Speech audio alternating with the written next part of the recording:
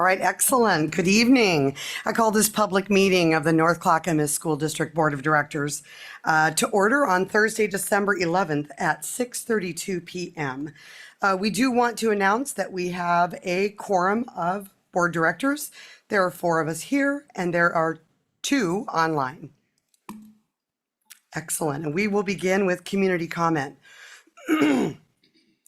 Community comments are an opportunity for our community to share their ideas and opinions with the board. Input is welcome and valued. It is our duty to keep it safe and respectful for everyone, students, staff, and our community. This is not a time for discussion or debate. Letters to the board are always welcome, and each of us reads the input. Requests for information should be made as outlined in policy KBA AR. First, we have 2 students. Jacob Squires. Are you here? Excellent. All right, welcome. If you can come up to the front. You will have 3 minutes. We like you to state your name, the city of residence, and the group, if any, that you represent. And then the clock will begin and you have 3 minutes. Okay. Wait, can you repeat that, please? I just need your name, your city of residence, and any group that you represent. Okay. My name's Jacob Squires. I live in Happy Valley, Oregon, and I represent the Adrian C. Nelson Hawks. All right.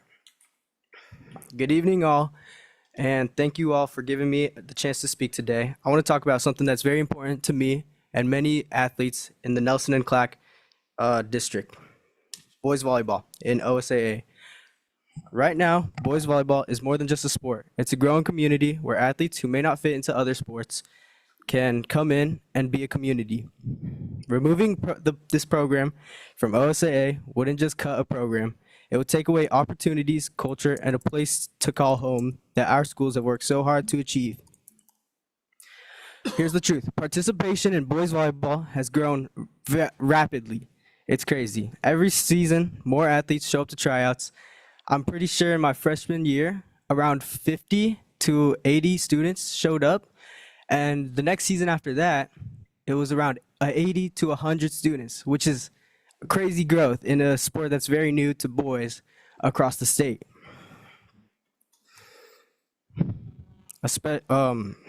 During my first season playing, I had so much fun meeting new people and playing a sport that was new to all of us.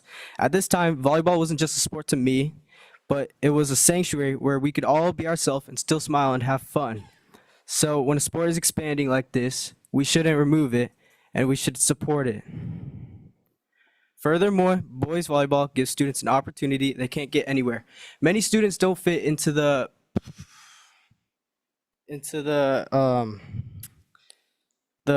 athleticism, teamwork, and strategy of other sports like basketball, soccer, baseball, like that. You know, volleyball is a very, how do I put it? A short style of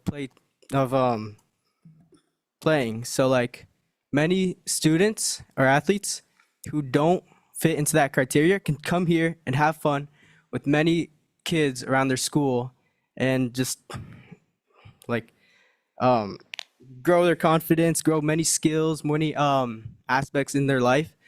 And that's what I did. When I was at Nelson for 2 years, I grew my confidence, not as an athlete, but as a person. And I learned how to persevere through tough times and also build relationships with my fellow coaches and fellow teammates. Lastly, boys volleyball isn't just a team. It represents our outcome of hard work and perseverance. Our team trains just as hard as any other, and we show up early, we stay late, we put in the effort, and we represent our school with pride. Volleyball has shaped us and me. It's taught me that anything can be done with patience and hard work. And it's pretty crazy to go from never touching a volleyball ever in my life to getting 5th place in state. That's just crazy. And I'm pretty sure we've earned our place in OSAA to have a chance at keep on building our program as a family. Thank you so much for listening, and please consider this message to let Nelson and Clack continue our program. Thank you so much. All right, thank you. Trey Emerson. You want to come on up, please? And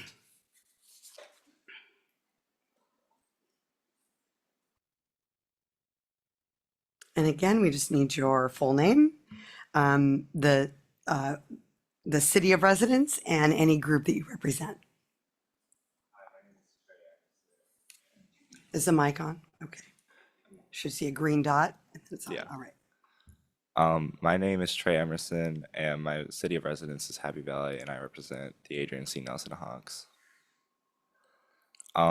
Boys volleyball is something that is so important to me, and I've built so many relationships off of it, and it really is more than a sport, and it is a growing community. And without this space in OSA, I think that we're like our community is going to be lost, and that's just something that I really don't want to happen. And I think because of volleyball's unique athleticism, it really deserves its place in OSA and in the North Clackamas district. And um, and when in my first season at Nelson, I grew so much as a player and as an athlete and just as a person, and my ability to do hard things and put in the effort and put in the work in order to achieve what I want. And I wouldn't have never been able to grow those skills without volleyball and without my coaches and my teammates always pushing me to do better and work harder. And that type of determination is something that I never knew before volleyball. And that's the type of determination that I want to teach to others and have others have the space to learn the skills and athleticism that other sports don't provide, unlike volleyball. And I built so many relationships that I think I would never have if we didn't have volleyball in common. And my best friends today are from volleyball and playing volleyball, whether it be in the season or outside of it. It really just changed the person who I am today. And I want that change to be available for other people in this district and for other people in our community to grow and to have the ability to change through something like volleyball. And I just believe that without volleyball in this community, I think it'll just be a lot worse without it because of how much of a growing community it has become in just the past 2 years. Like last year, there was, as Jacob said, like 8,200 people at tryouts, and that's just something spectacular that hasn't been seen before. And I think if volleyball continues and we have tryouts this year, that the number will grow even more and give more of an opportunity to other people to grow as I have or other people. Right. Thank you. Kimberly Morris. If you could come, come up front. Thank you. And if you could, you have up to 3 minutes to speak. If you could state your name, city of residence, and the group that you represent, if any, and then the clock will begin. Okay, my name's Kimberly Morris. I'm with Eco School Network tonight and a parent of a student at Ardenwald Elementary. She can sit. This is, say your name. And Yeah, you can sit. Hi, I'm Brody Geist, and I live in Milwaukee. I'm 9 and I'm in 4th grade. I'm here to tell you about the Green Team and environmental health in our school. I go to Ardenwald Elementary School, and my mom is making a green team for our school. I have suggestions for our school, like improving hands-on activities in science and spending more time in our schoolyard, learning outside and helping make it better. We have lots of space around our school that is off limits. I also think our trash and recycling could improve. For example, when people dump their lunch, most things that can be recycled go into the trash. I also think we could help some plants in our school that are suffering. I know some plants need it. and we could do plenty of fun, cool things to improve our atmosphere, like growing more plants and making worm or compost bins. And Brody is wanting to speak tonight, but since it's our first time signing up, I signed my name. So I'm not prepared to speak, but my daughter did prepare something. Thank you for letting her say that. And mostly, we wanted to thank you guys very much for what you do for our schools and for letting us speak. I also am advocating for sustainability to be in the strategic plan.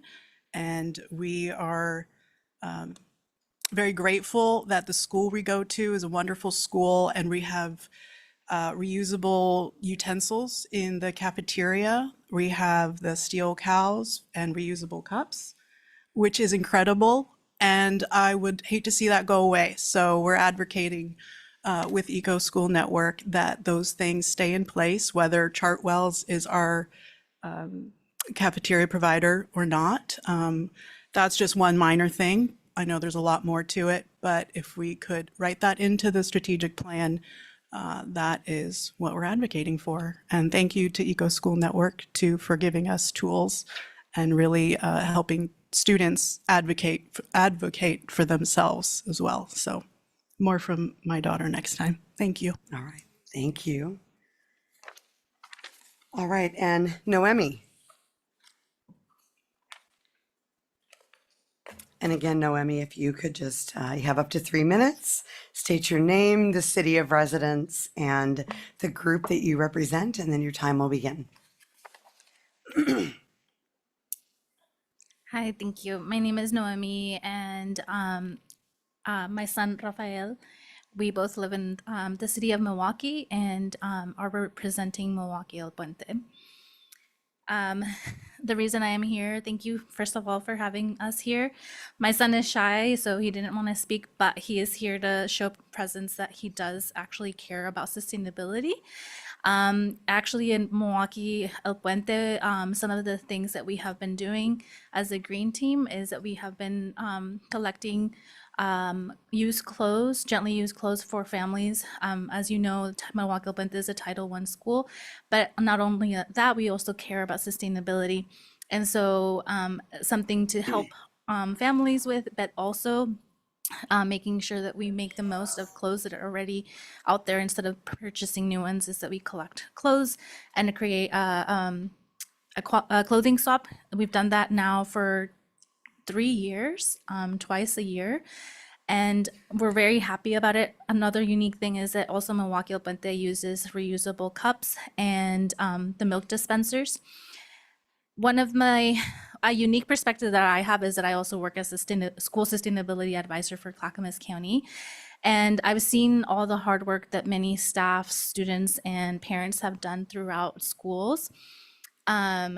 However, because it's not written into their strategic plan, some schools have actually had to go backwards and stop using the reusable cups and milk dispensers known as steel cows as well. And others have stopped using reusable flatware, which is really sad to me because a lot of the work that past students and parents and staff have done has disappeared. So in order to guarantee that the great work that students, staff, and parents have done throughout schools in North Clackamas School District, I would love for you to strongly consider writing sustainability as a core value into the strategic plan. And this way, not only guaranteeing that the hard work that has already been done by the current students and past students, but for those that come in the future, and that hopefully the actions I've seen that most strongly are happening at the elementary level. I've seen it at middle school and high school, but usually because it's not all elementaries are participating. Sometimes at the middle school and high school, it's a little bit harder, but by writing it into the sustainability as a core value into the strategic plan, then hopefully it'll make it so that it's actually part of the culture at every school level. Thank you. ¿Quieres decir algo?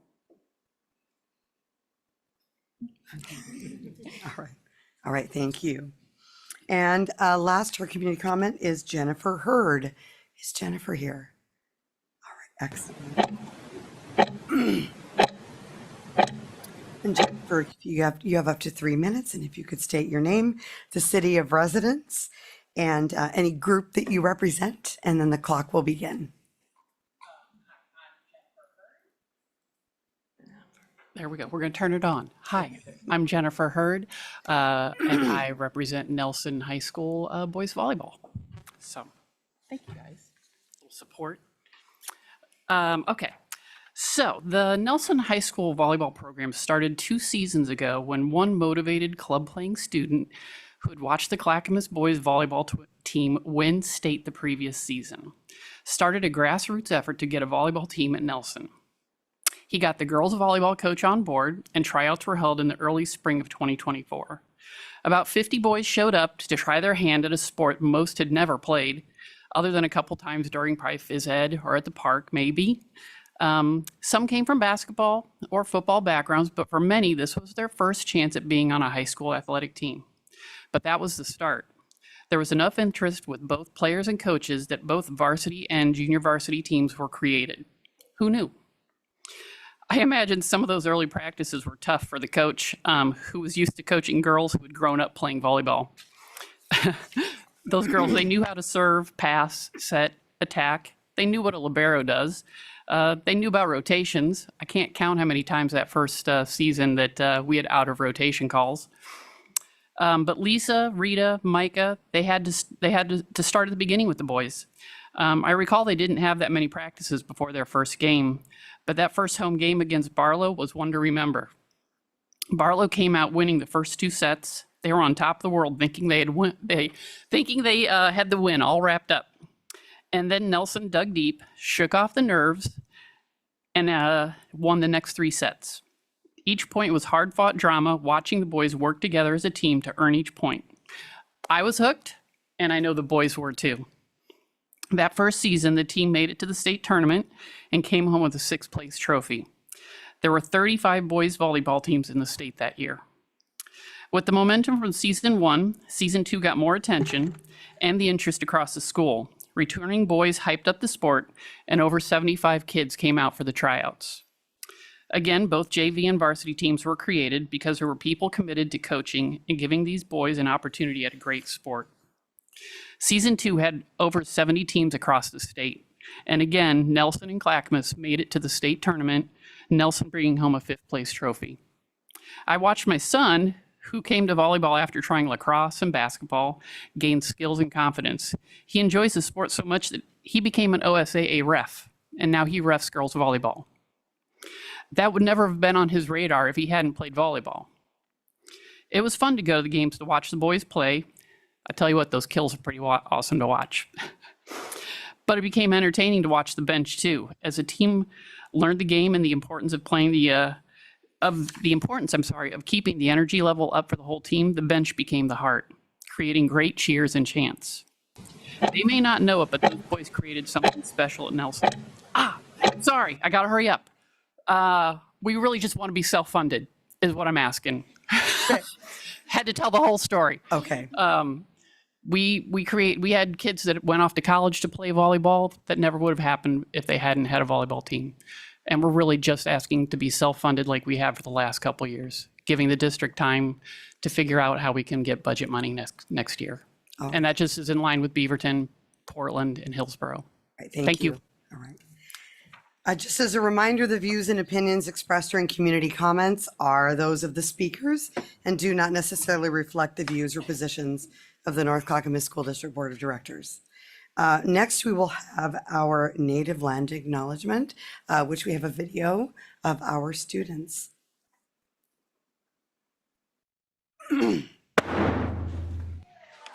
We acknowledge the land on which we sit, in which we call the North Clackamas School District, rest on the traditional and indigenous lands and village sites of the native peoples of the Kalapuya, Chinook, Molalla, and the Clackamas. We take this opportunity to offer gratitude for the ability to learn and work and be a community on this land. And we offer thanks to the original caretakers of this region. We recognize the historic policies of colonization, genocide, relocation, and assimilation that affected the indigenous and native families, both past and present, and that will affect those in the future.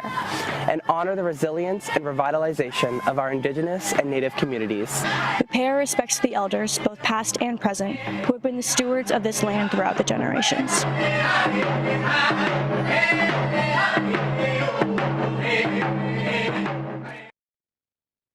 All right, now board members, please stand, and Director Olson, will you lead the Pledge of Allegiance to the flag tonight?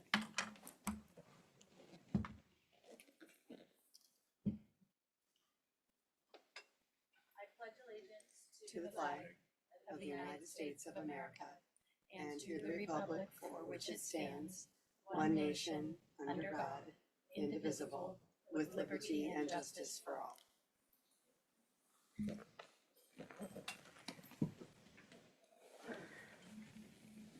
All right, thank you. Next on our agenda is a very long consent agenda, and I want to remind, we do not need to read them. Right. So next on the agenda is A through L, as in your board packet. Do we have a motion? Again, just to approve the consent agenda. We do not need to read each item. I motion to approve the consent agenda A through L. Do we have a second? Second. All right, it's been moved by Director Tamtrang and seconded by Director Olson. I will call for a vote on the motion. All those in favor, aye. Aye. Aye. Aye. Excellent, thank you. And all those opposed? Okay, motion passes with a vote of 7-0. Thank you. Next on the agenda is the Youth Equity Advisory Committee presentation. I welcome Chief of Student and Family Services, Kalia Williams Rodriguez, who will introduce our guests.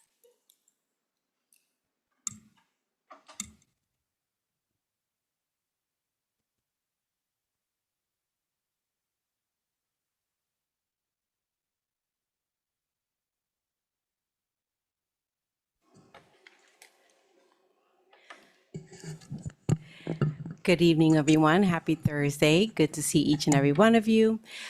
We have other students amongst us in the audience who also represent the Youth Equity Advisory Committee because we are a community who are excited to be here tonight. So we will do introductions in a little bit. I'll just open us up to highlight. Beginning with community comments, we can see that student voice is important, and we are here to support the student experience and success. We talk about how we are highlighting each point of our strategic plan, and even though as students, we make sure that we tap into all 4 pieces.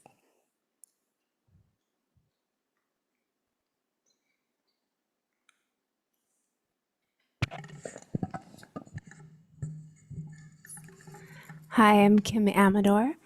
And so when we meet with the Youth Equity Advisory Committee, we come together, and one of the things that we do initially is consider how we are going to show up for each other in the space. And so we call it the art of community building over having community agreements. So it's a little bit different in the sense that we decide how we're going to be together and commit to that with really intentionally affirming each other's students and adults in the room's identities. And we show up to express our lived experience and understand that those differences vary. We stay curious, we care, we look to each other for help to become better listeners. And we also have time for reflection and understand that sometimes it gets a little messy, but ultimately the intention is to learn new things. So really in line with the district's strategic plan that highlights the student experience and success, our focus really is around supporting the well-being of students and really understanding how to provide a better a better experience for students' academic and social and emotional success, to encourage that through collaboration and innovation. So students are able to share their personal knowledge and lived experience with the adults in the room, the board members, different adults that work in different departments. It provides an opportunities for students' voice and contributions to be valued, heard, and seen. And then ultimately, the goal of this is for decisions then to be made with the overall quality of the student experience in mind. So district leadership is able to take this experience and then create a better environment. So throughout the years, this began with the direction of the board and the superintendent in 2022 to have that bidirectional conversation between students and board members so that we could really understand what it's like for students to be in our middle schools and high schools. We reached out to students with a survey to ask, if they would be interested in being part of this committee, really with an emphasis on students who have been traditionally marginalized or have unique identities, to really get a wide range of voices in the room. The first year, we had a lot of discussions about the experience and found that kind of a primary one that was pretty outstanding was the experience of harmful language and microaggressions in our school. And so they created in the second year some video reels about the impact. They called it Tiny Words, Big Impact, and to explain how the impact and experience of that is and what adults and staff can do to step in and interrupt those microaggressions and create better healing so that students are able to have a better experience in the classrooms. Students have also, in the 24-25 school year, looked at youth truth data and really kind of gave some qualitative information about how that data then is reflected in their experience. And so they were able to kind of think about how that elaborated on why some of that data, that disaggregated data came through. So we continue to listen and respond with opportunities for our students and look at successes and opportunities in order to provide different roundtable discussions for our students in terms of, we just recently had one about with mental health services, food and nutrition, as well as student voice and rights. So thank you. We're going to transition to our students in just about 10 seconds. This year, we can see that we asked students in the beginning of the year some areas and topics, and we put that into this graphic. So throughout the year, you will hear some topics come up that we are beginning to flesh out. We're getting to know each other this year. We had 62 students apply or express their interest, and we accepted each and every one.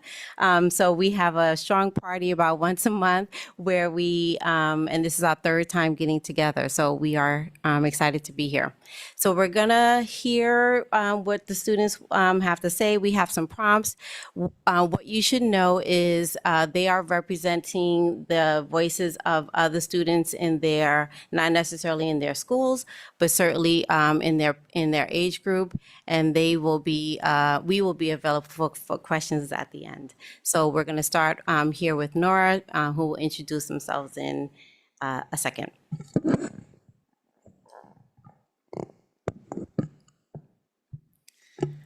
Hi, I'm Nora Reed. I live in Milwaukee, Oregon, and I go to Rex Putnam High School. Some recent highlights and accomplishments from our school this month is that we had a very successful blood drive with the American Red Cross Society, and we donated over 200 hands to people in need, and we have a very high excellence of teacher, staff, and student communication. Thank you.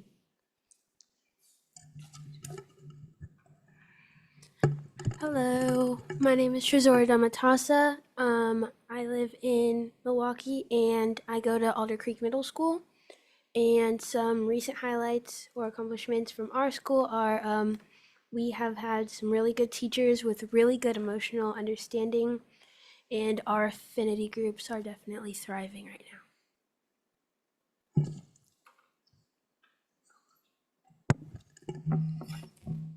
Hi, my name is Hannah Johannes, and I live in Clackamas, Oregon, and I attend Clackamas High School.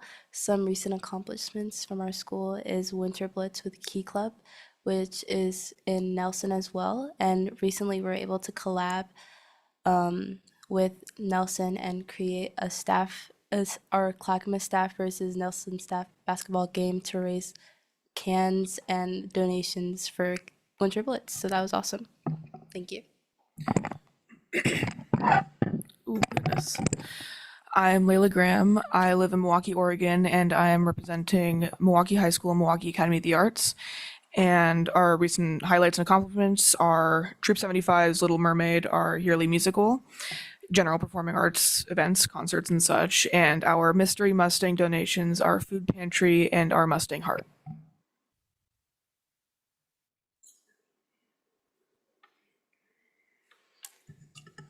Some upcoming events that I think the board should know about is at Rex Putnam High School, we have a new play coming out. It's The Lion, the Witch, and the Wardrobe. That's, or Narnia.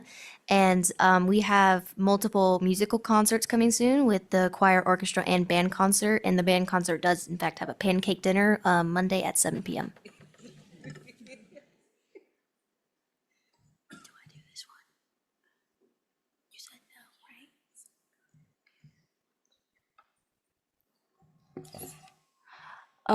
Some more upcoming events from Clackamas is that we have our upcoming Winter Assembly tomorrow, which is wrapping up Winter Blitz, and we get to see all our accomplishments with our donations.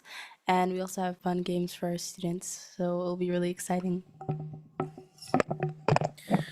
Our upcoming events for Milwaukee and Academy of the Arts are our Winter Formal and our Winter Spirit Week. We also have an assembly tomorrow. And then we also have our basketball games, which include our unified games, which I think are wonderful.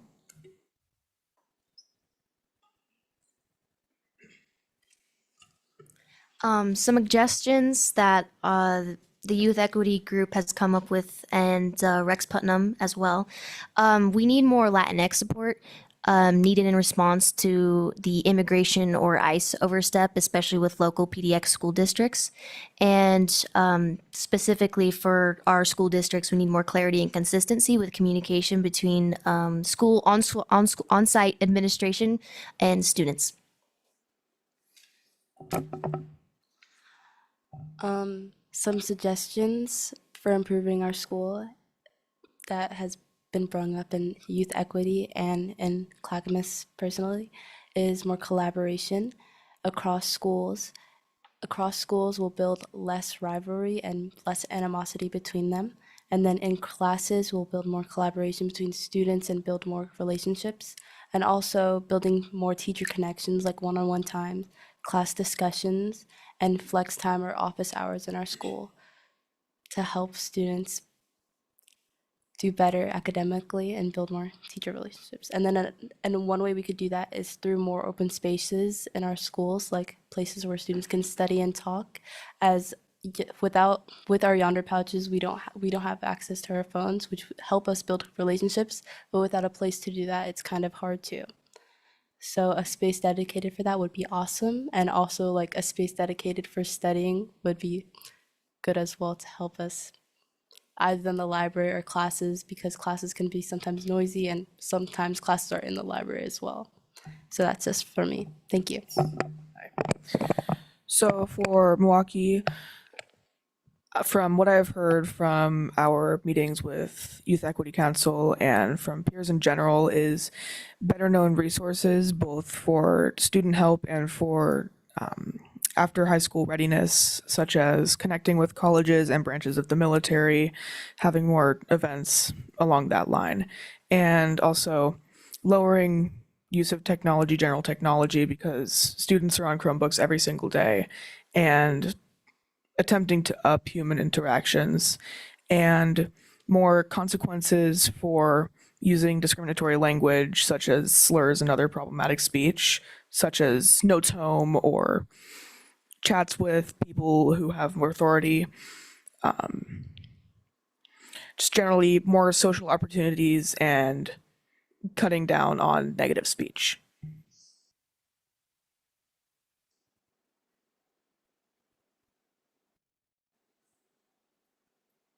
We are available for discussion. All right, thank you. Thank you. Directors, are there any comments or questions? Director McVeigh? So thank you for coming today. I'm just curious, I probably should know this. Is this a year long and you'll rotate off, or you stay on the youth equity group your whole middle school and high school, or how does it work? How do we not lose the knowledge?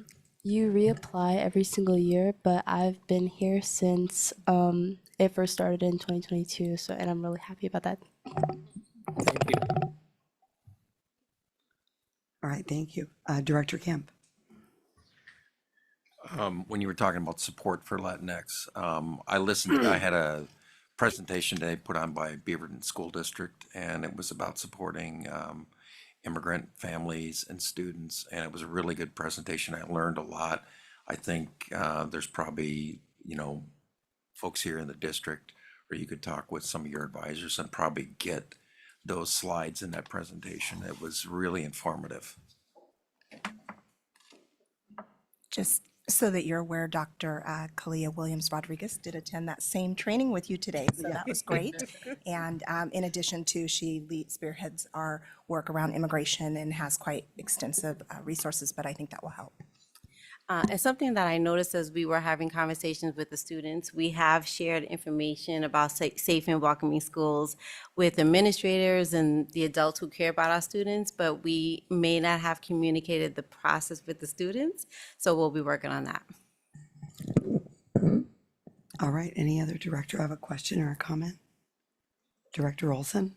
I just want to say thank you again for being here. It was such a pleasure to sit with you at the tables earlier this week, and I appreciate your honesty and your enthusiasm for your learning experiences, and look forward to continuing to learn from you.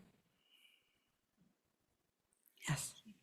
I did want to just minorly float the idea that I discussed at the meeting with Director Olson. I had like the general idea of maybe it may be a good idea to have people like from the board or possibly from higher up positions visit schools just to see how things function, like without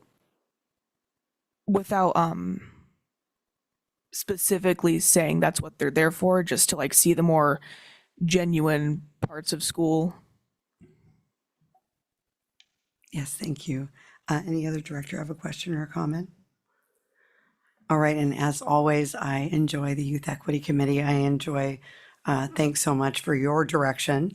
It's very productive, and I enjoy listening to all of you and hearing your opinions and seeing what it's like inside of our building. So we appreciate your time and your willingness to come to a board meeting tonight. So we want to thank each one of you. Thank you so much.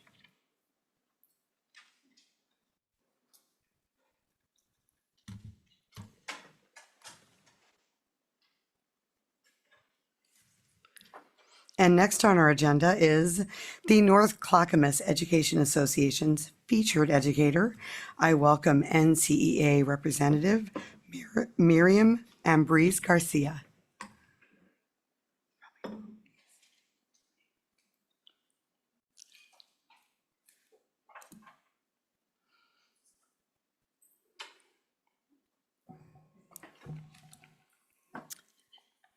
Superintendent James and members of the school board, my name is Miriam Elizabeth Ambris Garcia.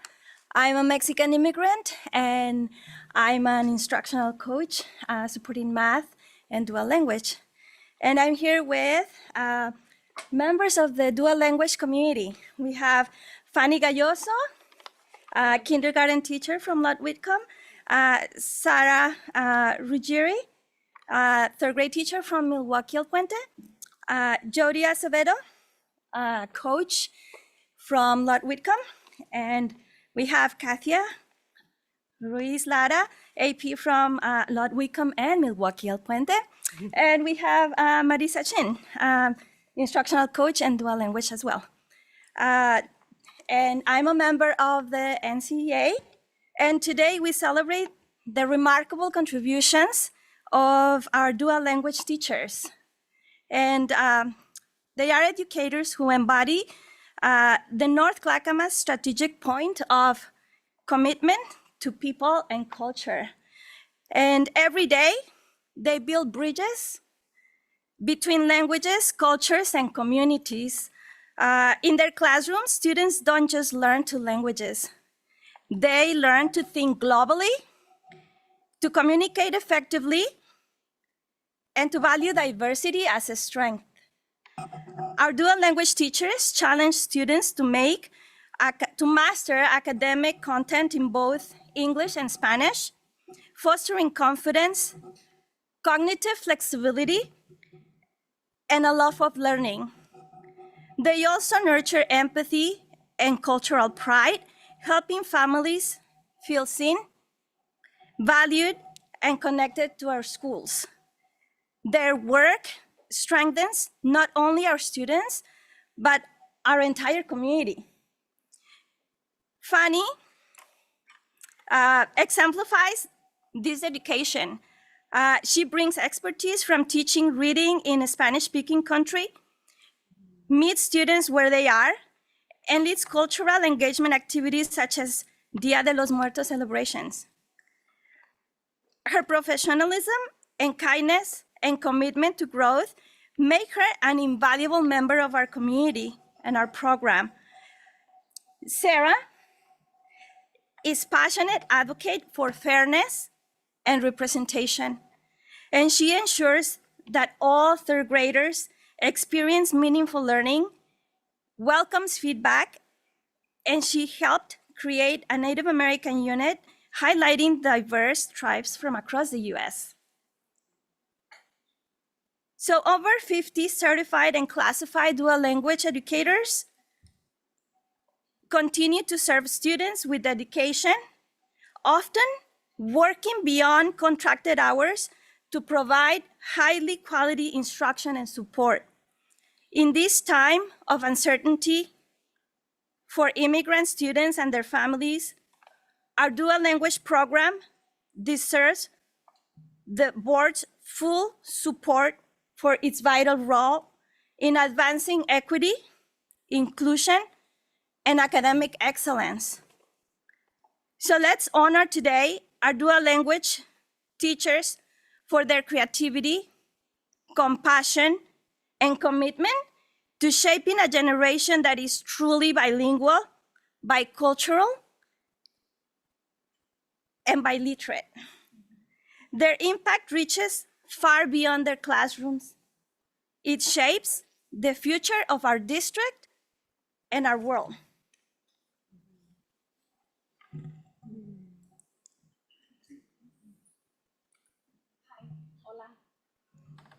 Hola. My name is Sarah, and I work at Milwaukee El Puente in third grade. And one of the many joys about my job is that we get to celebrate the many cultures and countries represented in our classrooms, as Ellie said earlier. Another joy is that we get to facilitate Spanish and English bridging, and we get to observe students helping each other, whether it be translating or interpreting between Spanish and English to support one another. One of the challenges that the third grade, fourth grade, and fifth grade teachers have noticed is that we have a small group of students that are resistant to producing Spanish. And this is a problem because when it comes time for report cards, dual language immersion teachers are required to do report cards in both Spanish and English for all subject areas. And if students are not producing Spanish, then we are not able to give them grades. And the other issue is that these students continue on to fourth grade and they continue on to fifth grade. Another challenge that we find in the dual language immersion program is that It is so important that we have curriculum that is provided in Spanish. The teacher manuals are in Spanish, and all supplemental materials and resources are in Spanish. We have Spanish curriculum now for all subject areas, but the concern I have for moving forward is that we continue to have curriculum that is in Spanish.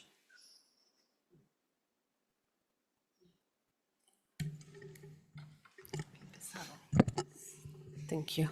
My name is Fanny Galloso. I'm a kindergarten teacher in Ludwigka, and I'm currently participating in an intercultural exchange program. I'm from Hidalgo, Mexico. I'm participating in this bilingual immersion program has given me the opportunity to learn, first one, how the education system works in the United States. I teach in Mexico 8 years. I was a teacher in Mexico for years. Now I have 3 years teaching here. So there are differences, challenges, and much to discover. But this experience has enriched me profoundly, both professionally and personally. Did you know about this program before? Yes? No? Okay, those programs exist. And you can bring teachers from different countries to here to teach and be in this community.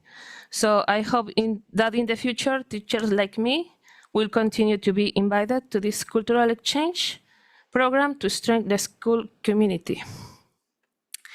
I know that immigration laws are changing a lot in this country right now, but I think it's a way to connect with the cultural side of many of our students and families in the Latino community, not only the Latino community, general community, because we are teaching diversity too. So I think it's important. Therefore, I want to express my sincere gratitude for being here today. I deeply appreciate your recognition to all of us who work in the DLI program. So thank you.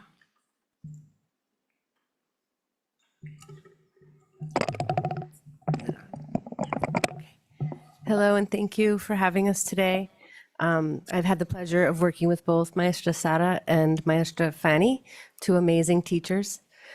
This is a great opportunity to recognize the dual immersion teachers in our district. Our teachers in this program work hard every day to teach content in both languages, math, reading, writing, social studies, and more. They also provide a cultural connection at school for our students who can come to school and learn in the language of their family, their home, and their identity. The students receive a bilingual education from their teachers and classmates and benefit greatly from the academic and cultural learning that the immersion program provides. This work is not easy. Some students are learning in their first language for part of the day and in their second language for the other part of the day. So teachers need to support language development while also teaching content. The benefits, thanks to these teachers, are many, and we know that being able to communicate, read, and write in 2 languages is a skill that opens many doors for our students. For these reasons and many more, we appreciate our teachers and professionals in the dual immersion program. Thank you for all you do.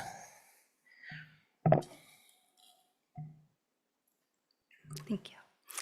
My name is Marissa Ching, and I am one of the instructional coaches for the district for our DLI program, as well as the emergent literacy specialist on our ELS team. And I just want to say, too, on behalf of all of our dual language teachers, we want to extend our heartfelt gratitude to our colleagues in NCSD for recognizing the work we do each and every day. Teaching in a dual language program is incredibly rewarding, but it also brings very unique challenges. Balancing 2 language, meeting the diverse needs of our students, and continually striving to build truly bilingual, biliterate, and bicultural learners. Therefore, our acknowledgement of that effort means more than you know. We are especially grateful for your investment in our growth as educators. The opportunity to learn from nationally recognized consultants has strengthened our practice and the commitment to providing building coaches in every school. It's already making a profound difference in our classrooms. These supports remind us that we are not doing this work alone. Thank you for believing in our mission, for valuing our students, and for standing beside us as partners in their success. We are honored to continue this work with your support.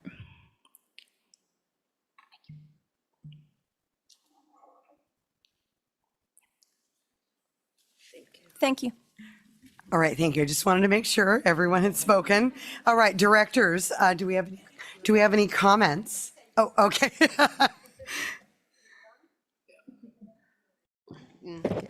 Hi, I'm Katia Ruiz. I'm the assistant principal at Milwaukee El Puente and Lot Whitcomb. Just a quick note, I wanted them to be the highlight, but I just want to make sure that I also share this is my second year in the district.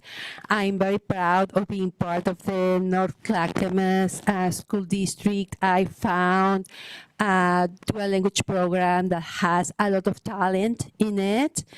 I have amazing coworkers, and I have found a lot of support, many professional opportunities. Currently, we are working with Ken Beeman, who is one of the lead personalities in dual language education, and we've been working with her all year, and we are starting to see the impact in the classrooms, even though we're not officially making big changes. Educators are excited to be working with her, and they are already implementing many of the instructional practices that she's been modeling for us.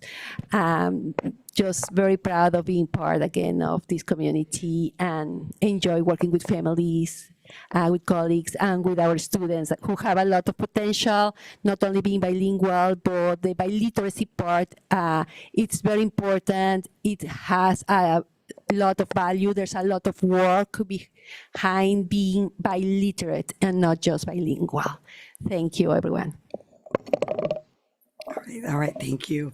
Directors, does anyone have any questions or comments? Director Tamtrang?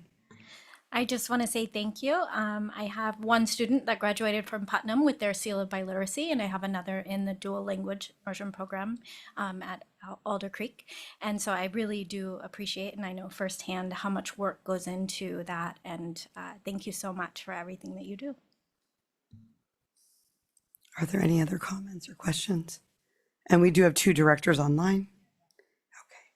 And yes, thank you so much. And I also want to just thank you for bringing up the cultural aspect. I went to the Director Kemp and I went to the literacy night at Lot Whitcomb. I've been to the cultural event at Seth Llewellyn last year. And it's just wonderful that it's more than just the language. It's also teaching the culture, which I think is wonderful. So thank you for all that you do.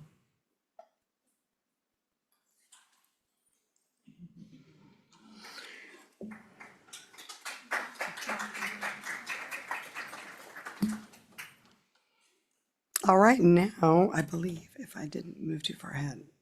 Okay, yes, we are on to board reports. So monthly, we give our board members an opportunity to report on the activity within the district each month. I'm going to leave Director Dobson and Director Wachter till the end, and then we'll see if they give you time to decide if you have something, if you want to report. So we'll start with Director Kemp. Thank you. I've had the pleasure to attend 2 of the high school plays at Nelson and Clackamas, and tomorrow night I'm going to Putnam to see the play there. I actually, and then they're not necessarily school district things, but I was at the North Clackamas Educational Foundation Building Bridges lunch earlier today, and that was a good event, and we got served lunch by the students at Schoenberg. And I also attended the lunch Stand for Children a couple weeks back, and that was a good event too. A lot of support for all around the state for the schools. All right, and Director McVeigh. Only thing I have to report is also the Stand for Children. It was a great event. Yeah. And looking forward to next year's. Excellent. And Director Olson. I've had the pleasure in the last 2 weeks to attend not only the Community Equity Council, but also the Youth Equity Advisory on Tuesday. Some common themes across both groups were communication, the ability to have voice heard, and feeling a sense of belonging in the district. And I think that those were important themes, not only from the community perspective, but also to hear our youth echo. I would love to take them up on the opportunity to come and visit schools. That was the first thing she said. Have people in higher positions in schools and in our schools and classrooms, and I welcome that invitation. I love that our youth are asking for more opportunities to use their voice, and I think that is important for us as a board to hear on a regular basis. Thank you. And Director Tamtring.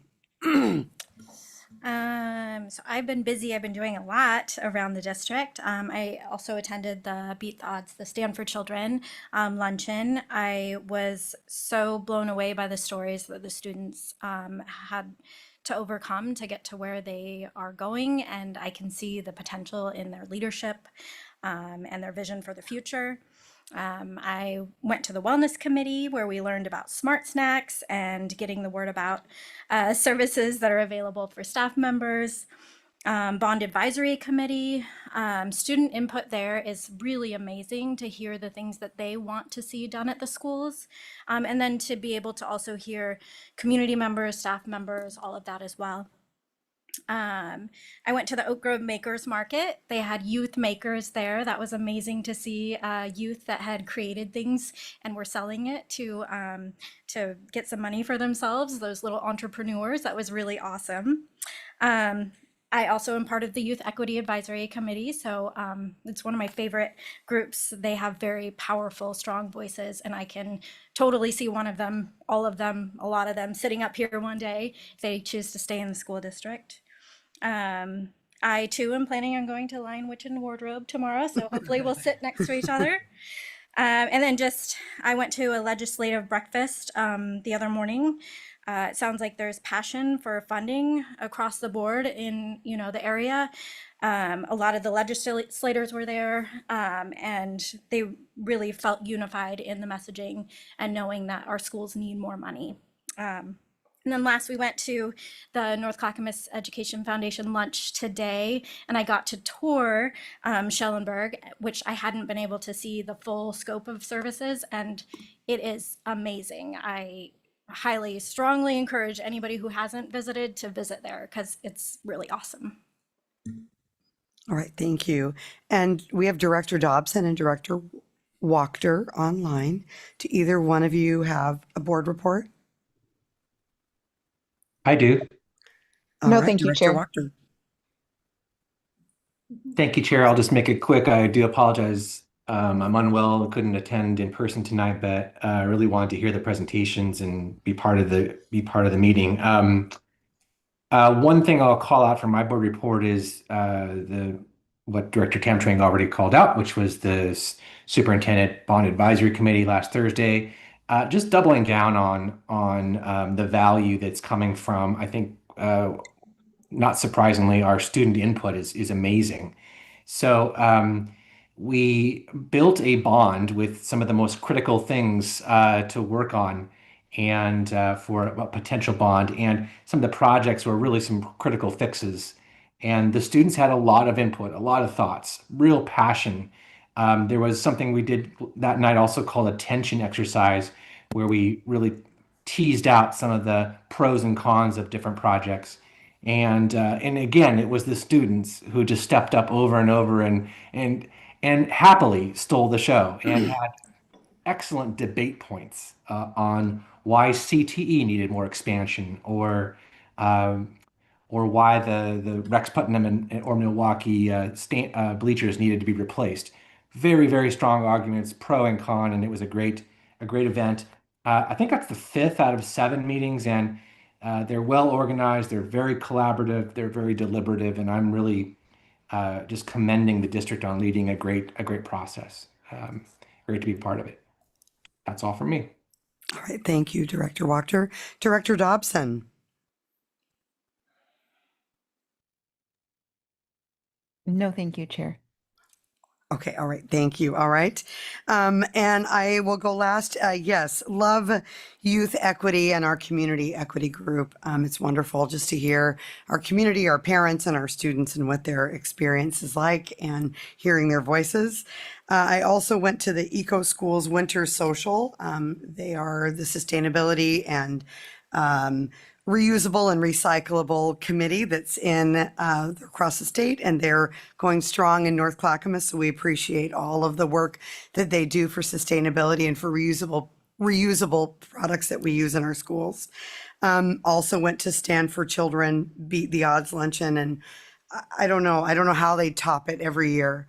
The stories are just more and more amazing, and the kids that they highlight are just incredible individuals. So it was wonderful just to hear their stories and actually get to see them all. Building Bridges Luncheon was today, which was excellent and served by our own culinary students, which is always a treat. And I did an accountability info and feedback session with ODE, I don't know, couple weeks ago to talk about the changes with the new legislation. So that was very interesting. And then today did the webinar on supporting our students amid immigration uncertainty. And again, it was just excellent. Got to hear our own Shelley Reggiani speaking during that COSA presentation. So it was just excellent to hear from her and to see her on at least a little 2x2 screen for the day. Just wonderful to be able to support and listen. And yes, there's lots of plays and music concerts happening. Check the websites, check your reader boards, because there's a lot happening, and we'd love to fill those seats.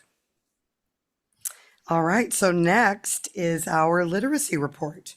So I welcome Assistant Superintendent of Education, Yvonne Dibley, who will introduce our guests.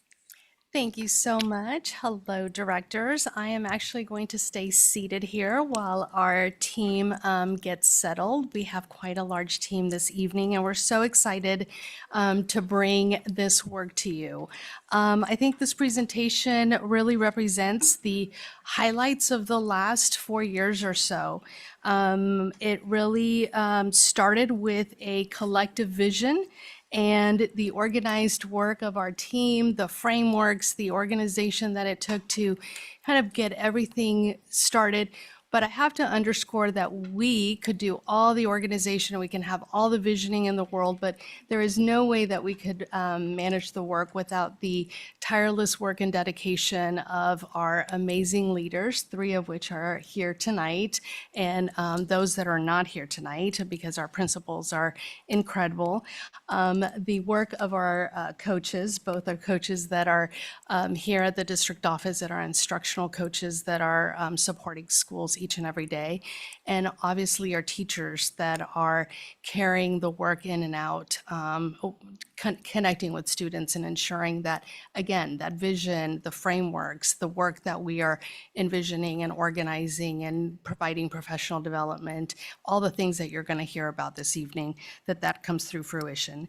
So without further ado, I'm going to turn it over to our assistant or associate director of teaching, learning, and professional development, Jen Burkhart, who will start us off for the evening.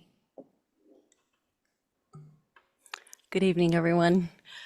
We are here tonight to provide a comprehensive overview of our district's sustained and strategic efforts in literacy, highlighting our progress as we recover from the pandemic's impact and charting our path forward.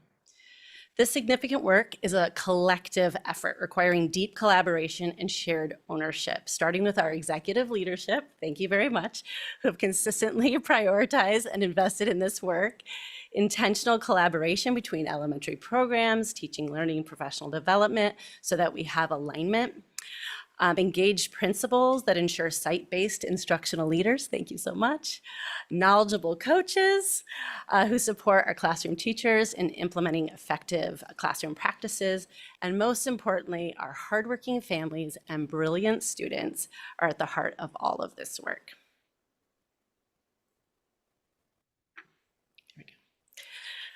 We begin our presentation by taking a look at our early literacy data.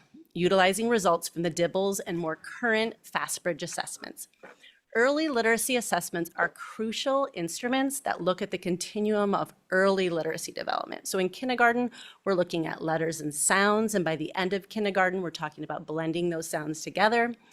By the start of first grade, we're in more advanced foundational skills, and by the end of first grade and into second grade, we're starting to talk about fluency and comprehension.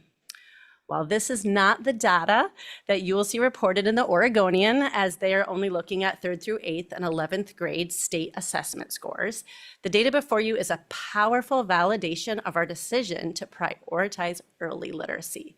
Aligned with decades of research, we intentionally chose to focus first on these efforts because K2 represents our greatest opportunity and potential to ensure students are solidly on track for lifelong literacy.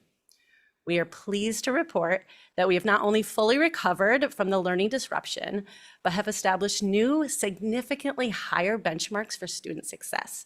As you can see, our kindergarten proficiency has soared, rising from 35% pre-COVID to an outstanding 65% in 2024-25 school year. This represents approximately 339 more students leaving kindergarten ready to read. As you know, though, first grade is our crucial year in child's early literacy development. Grade 1 is where most students kind of get that traction for lifelong literacy. We're thrilled to show that proficiency has increased from 37% to 59%, equating to about 257 more students leaving first grade as readers. The growth we see in second grade proficiency reaching 63% is a clear indicator that the collective work done in kindergarten and first grade is successful in building that reading momentum that we need to see. These results demonstrate a sustained and positive impact of our early interventions as students progress through the grades, solidifying their path to reading independence. While this growth may not seem at first glance as impressive as the other grades, but as we rise in grade levels, oftentimes the gap widens and it's harder to make that grade level proficiency. So, but as you will soon see, we have a plan for this as well.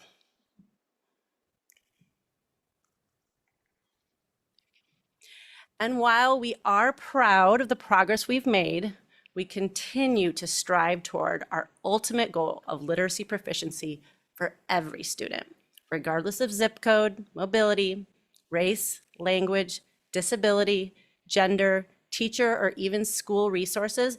This is our North Star in North Clackamas, and the goal that every single one of the educators you see here in the room today believe to their core.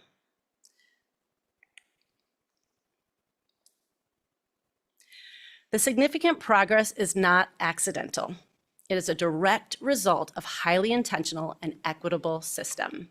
The success shown in the previous slides is a reflection of our literacy framework steeped in the science of reading that guides every minute of early literacy instruction in our classroom. Our framework mandates a 3-tiered approach for maximum impact, starting with whole group instruction to ensure 100% of our students have guaranteed access to grade level standards and high quality core curriculum. This is fundamentally a social justice and civil right issue, ensuring equity of opportunity from the start. Following whole group, teachers provide differentiated small group lessons, and this instruction is based on data that we see of the students' needs and their areas for growth. Finally, we reserve dedicated time that we call WIN, which stands for What I Need. This time is for targeted intervention to swiftly close gaps and accelerate learning for our readers who need additional support. It's also provided advanced instruction for students who have already met grade level standards. As mentioned previously, this work does not happen overnight. I would like to introduce Nadia Boria, one of our absolutely amazing, passionate, and effective early literacy specialists, to provide a timeline of our work up to this point. Thanks, Jen. So the graphic that you'll see really speaks to the collective effort that the executive leadership has started for us by prioritizing early literacy, particularly with adopting materials that align with the science of reading. And when you hear people say the science of reading, that really just means the research around reading, which we know is going to be ever growing as new research emerges. So sometimes that's a buzzword, but I always think that's nice just to know what that is. So once we had the right materials, we really started focusing on building teacher knowledge, because we know that things don't teach kids, teachers do. So we needed the right materials and we needed the right teacher knowledge so that we could be best implementing that science of reading. So we started with the Coalition of the Willing. We had about 30 teachers who came after school and engaged in about 30 hours of additional professional development at night. And we kind of figured out what works with some of those materials in classrooms. And then we pushed that out to the rest of the grade levels after we kind of had tried some things out and figured out what that could look like. We had the right materials, we had some of that teacher knowledge that we needed, so then we shifted to getting some of the right assessments in our classrooms for our teachers to use so that they could figure out just what kids needed, so that we could really target our instruction to move them forward with our teachers, our principals, and our coaches to make sure we were really accelerating that learning. We started to have some pockets of success where we had individual classrooms because this teacher at this school had really opted in and was getting great results, but we wanted to see what could happen if we had an entire K-2 system all on board working towards those results. And so last year, as you know, you guys helped approve the target and focal schools where we had one of our target schools here today, where we had those entire K-2 systems. And so last year, as you'll see later in this presentation, we've figured out some things that are working. And so now we're taking some of those pieces and we're spreading them to other schools in the district as we continue to work and support that. Patricia has done a lot of work with principals, being instructional leaders around literacy, which has really helped make a difference as well. So one of the things that hopefully you're seeing all throughout this is that we're trying some things out, figuring out what's working, and then spreading that, which is really implementation science at work. And what's exciting is we're really starting to see the results of some of that work. So one of the things that you'll be able to see here is that more kids are coming into first grade with ready for grade level material, and then we're moving kids in that year. And every year that's just compounding, where more kids are coming in with more skills, and then we're moving them even further, which is really exciting because teachers are starting to feel it. So beyond just the numbers and the data that you see up here on the screen, teachers are noticing and feeling the difference with kids in their classrooms, and they're even going to the teachers at the grade level below them with so much gratitude for the work that they're doing. So that's a really exciting, not a data point, but something that matters a lot.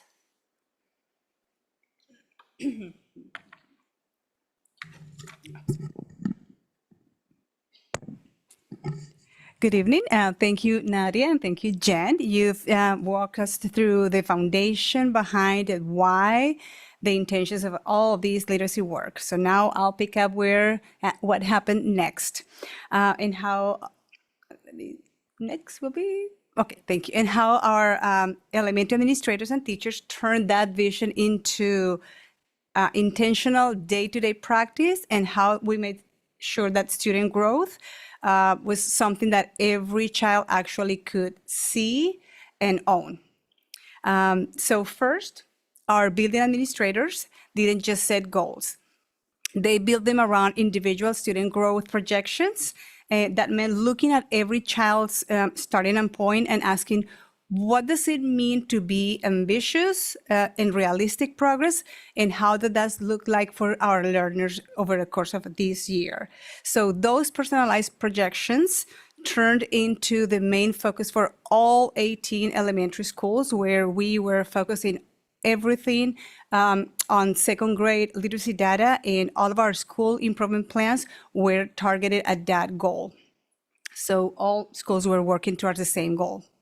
In every classroom, teachers also took the same approach with their own data. So they crafted classrooms goals that were grounded in where their students were, and then intentionally chose those strategies aligned with the science of reading, structural literacy routines, phonics instruction, and knowledge building.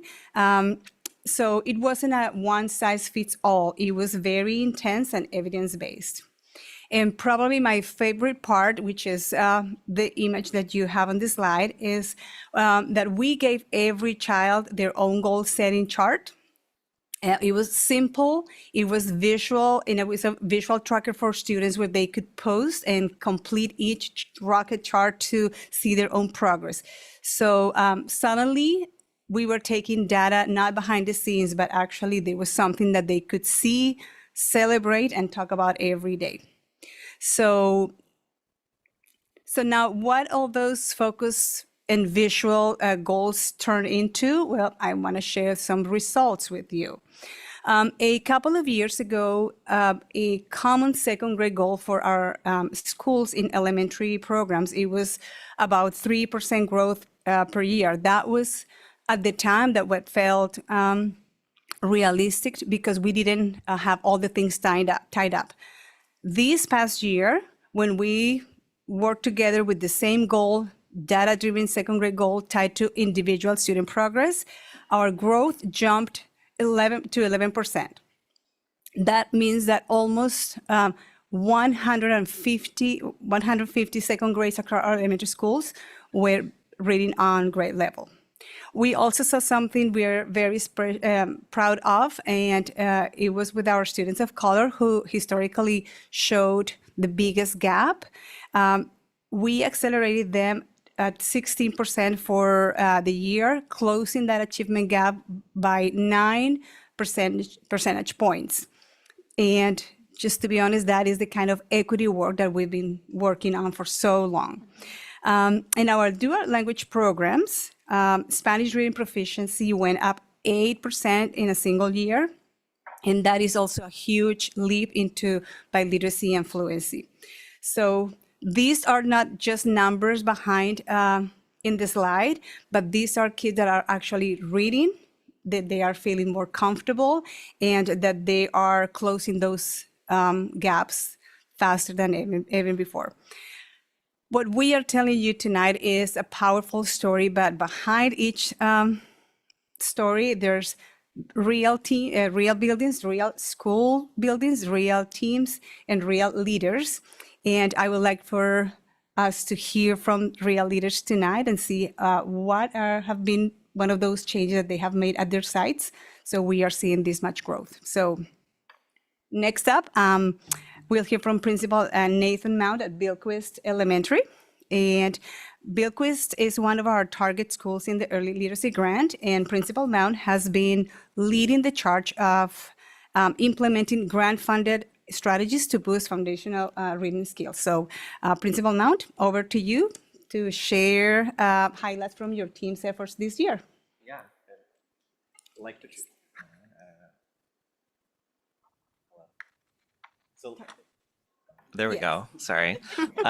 Yeah, like Patricia shared, we are fortunate enough at Bilquist to be a target school, which means that we have we have been the recipient of the Early Literacy Success Grant. With that, we have a K-3 literacy coach who is, focused on early literacy. So she coaches our kindergarten through third grade teachers. And we also have a K-3 reading specialist, and she focuses on small groups with students. Those two, in combination with my building instructional coach, have just been transformational in this work. You'll notice at the beginning of last year, we had 49% of our students that were reading on grade level, and we finished the end of last year with 74% of our students on grade level, which is huge. That team, we meet weekly, and we look at our data for our students. And then they then host what are called professional learning communities. And then at my school, we also have our coaches and our team meet with grade levels every 6 weeks to review the data. They're looking at the data, they're noticing the trends, and then we are adjusting our groups so that students are getting the specific skills that they need. Because what you'll know about reading is that for about 2 weeks, you might be working on letter sounds and blending, but we're not going to keep a student in a group after that if they've grown out of that group, right? So that team of 3 that we have that are working with teachers are constantly looking at the data, constantly working with our teachers and our paraprofessionals to make sure that our students are getting what they need. And then, some of the results, it's been huge. We're a Title I school, and we are outperforming 6 of our 10 non-title schools.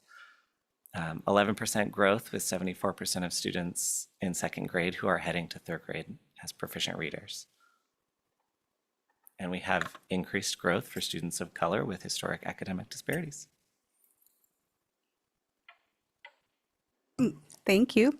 So now we're going to shift into a school that has achieved remarkable growth without the grant, and also a Title I school. So please welcome Principal Rosina Hardy. And we have seen the biggest literacy district goals district-wide, and through strong collaboration and with instructional coaches and teachers, they have embedded consistent routines and systems that foster student engagement. So Rosina, just share us with you tonight, what have your team done to make this happen? Thank you. Thank you, Patrice. And good evening, everyone. Rosina Hardy again, Ardenwald Principal. We're excited to share what our teachers have been doing. Let's see which one. So some of our strategies, definitely I have to say, does heavily involve our instructional coach. She has amazingly strong relationships with our teachers, and I think that goes a long ways in terms of their trust and being vulnerable with their practice and opening up where their stuck points are. One thing that has what was highlighted is that we are an example of a school that did not receive the literacy grant.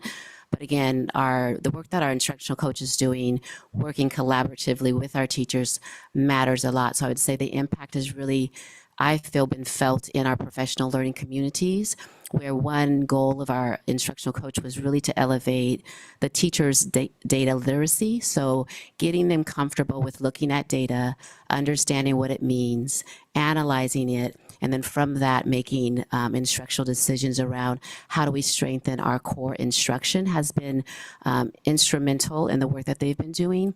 And then even within those professional learning communities, progress monitoring and making decisions after reviewing that progress monitoring outcome.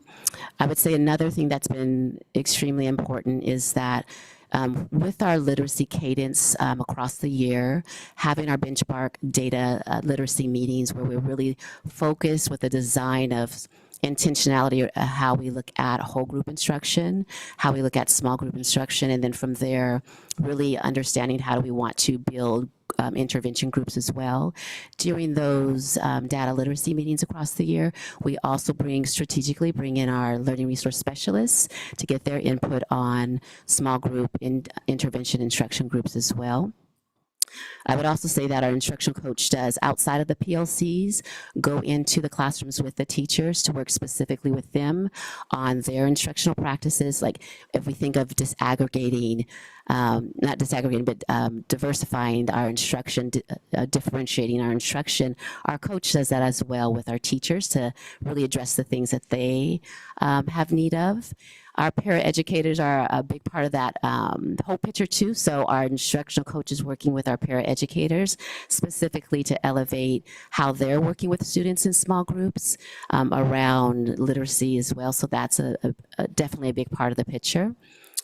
In addition to that, it's already been stated that we really are elevating students' setting goals and being able to visually see and track what their growth looks like. And so that makes a big difference as well.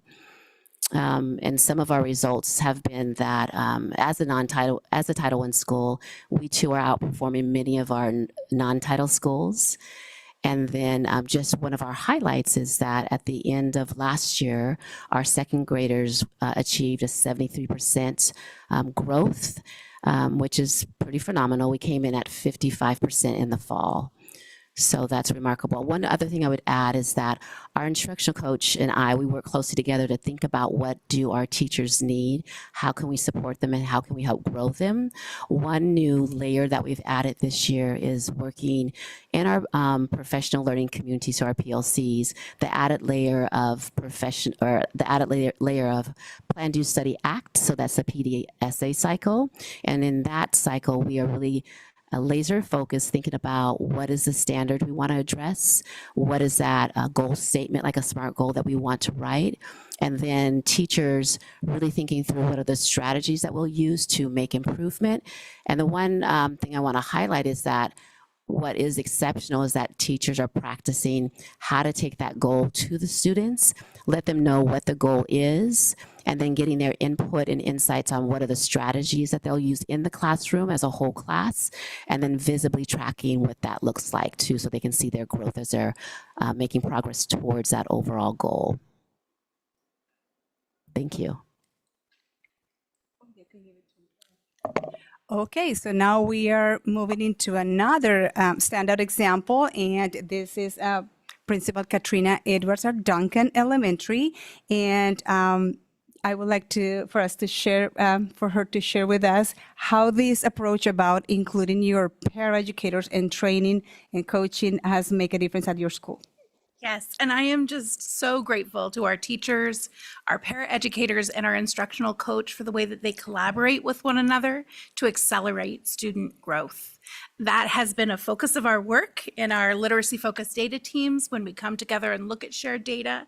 Our teams took advantage of both our small group core time and our win time to align practices and share our students, to move from practices that were done in isolation with our own students to practices that are done in community with one another, so that students have the opportunity to be in flexible groups that are changing and their instructional needs are being met with peers with shared instructional needs, so that we can see all of our students accelerate rapidly because they have an increased frequency of instruction and feedback. Our paraeducators are part of the team providing that feedback. So our instructional coach has worked really closely with our paraeducators to help them build their practices with our aligned resources, and so that all of our instruction is aligned around really specific goals for our students. I was really thrilled to see early growth in our second grade team who came together. They did some professional learning. They partnered that with instructional coaching. They came back to the school and had students select their goals, graph their goals to make them visible for themselves. They could see their growth.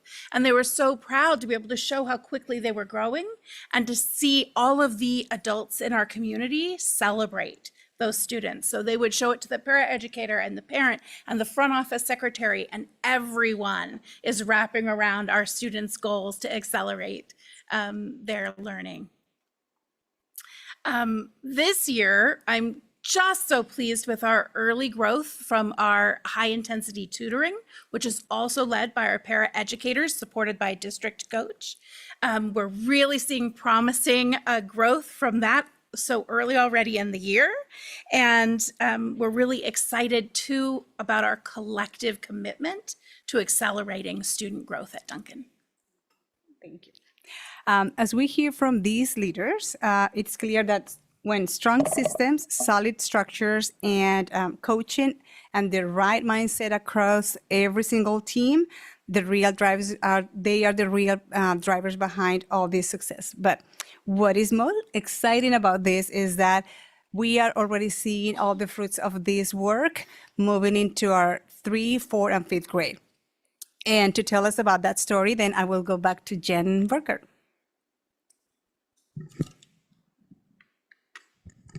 All right. So while we've shared about our early literacy gains seen in kindergarten through second grade, I'm thrilled to share that we're now beginning to see, as Patricia said, the cumulative benefit of this hard work paying off in our 3rd through 5th grade data. The chart on the left up here illustrates this impact. Last spring, our students increased their combined proficiency in 3rd through 5th by 5.5% across 3rd, 4th, and 5th grade. To put that into perspective, the single year increase means approximately 200 more students that are accessing grade level standards. And as you see on the right, the comparison is even more striking. Our district's 5.5% growth stands in powerful contrast to the state's growth of 1%. And this is also the largest increase of any large district in the metro area. So we're pretty proud of that. This outperforming success is not accidental, as we've said before. While the entire state's been prioritizing early literacy for the last few years, we have really been working on it for over 5 years. So we're pretty proud that we got a little ahead of that curve.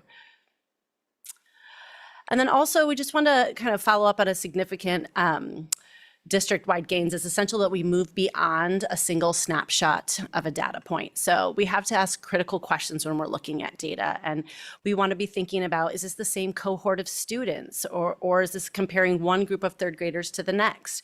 So the scatter plot that you see on the upper left displays one such data point, the third grade student performance spring of 2024 compared to other like schools.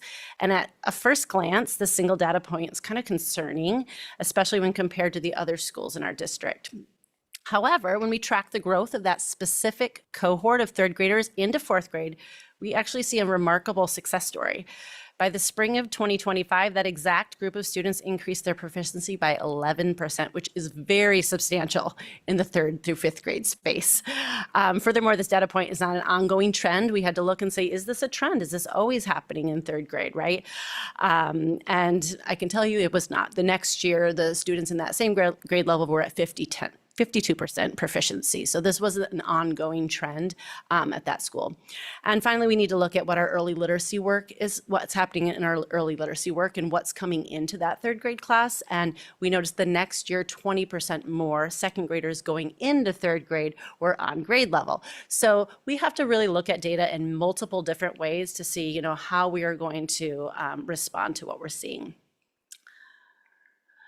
So while tonight you've learned from everyone from executive leadership, coaches, principals, and most importantly, we want to hear from our students. So as a district, we have dedicated significant energy, as you've seen, the high leverage strategy of goal setting. But don't take it from us. Let's learn from one of our students who's experienced this herself. What feedback did you give yourself here, Lizette? What helped you to reach your goals? So I did this by working really hard on phonics and trying to be really good at spelling. Like you were mindful about spelling this week and making sure you remembered your phonics skills during spelling? And that helped you. Look, because you got all of them correct this week. How does that feel? I feel really proud of myself. Yeah. What do you think you're going to do next week to keep helping yourself? Being really focused. During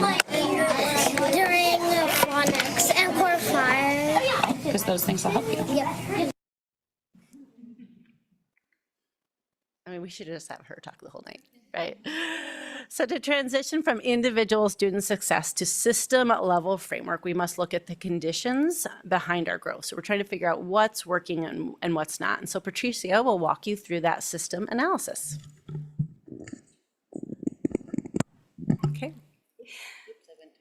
Oh, okay. So this is just a quick slide to share with you. We've gone from schools to teachers, coaches, and students. So now that has been moving from that individual student to what has been the growth as a system-wide and what have we done. So from the cohort that started in 2022, 2023 to be able to gain district-wide 5.5% gain. Though this work hasn't happened in isolation, but instead across diverse settings. So we have had our data shows that we have been able to see growth in varying classroom settings. So we've seen growth in big classrooms and small classrooms. We've seen growth in Title I schools and non-Title I schools. We have also seen that same growth that like we shared tonight in grant-funded target schools and not grant-funded. We've seen growth with new teachers to our district or new teachers to the profession and experienced teachers in large schools and small schools. So what we want to emphasize is that not those particular, that is the conditions that we have put behind the work. And with that, we want to emphasize that it is when we put the right conditions that we can see progress, and that's what we are trying to do, and it's proven to be working. I wanted to call your attention to this image that we have in the slide, and this is what Michael Fullen, a very well-known educational researcher, has called as his model for deep change, and it has the three main points of the triangle: professional learning, which means, providing high quality professional learning and continuous training for our teachers. When we accompany that with coaching That means offering targeted, personalized support to help teachers translate what they are learning into their own classroom practice, and the accountability and evaluation part from our principals. So we ensure that we have clear expectations and that we use data to monitor and refine our efforts. So those errors also illustrate how they are interconnected. And when we ensure that we have the right professional development accompanied with coaching and accountability, I think that is the equity work that we have seen and we are experiencing across our schools in North Clackamas. But what does that triangle means for us? I would like to point you to the blue boxes for all these three schools: Mount Scott Elementary, Oak Grove, and Sunnyside. If we look at the blue boxes, that is identifying, from fall to spring in 2023 to spring 2024, and that is the goal that we experienced before we were hyper-focusing on professional development and coaching and high-intensity coaching with our teachers.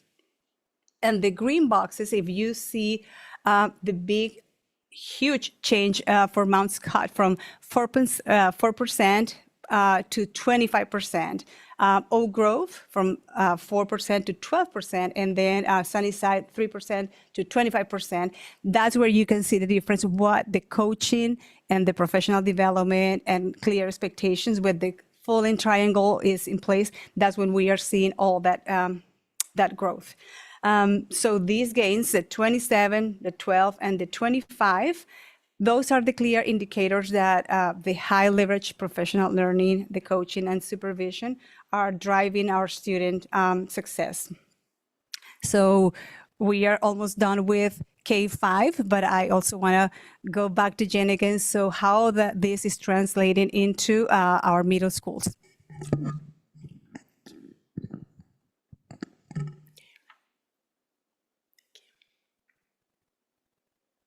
All right, we're almost done. You ready for this? We're pretty excited about the work, as you can tell. Having seen the dramatic impact of coaching on our elementary results, we're now actively working to build upon this success by extending our comprehensive literacy framework into middle schools. So this is not a future plan. This work is well underway. Our middle school literacy cohort is eager, passionate, and deeply engaged. Imagine this commitment.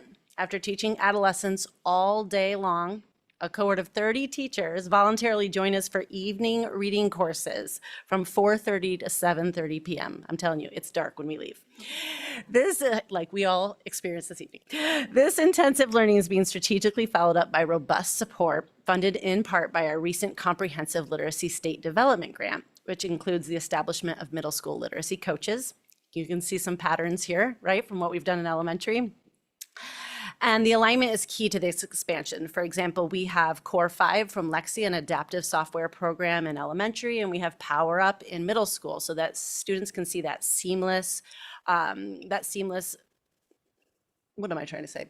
program that helps them understand and adapt their learning. So it meets students where they are and it's adaptive as they go along.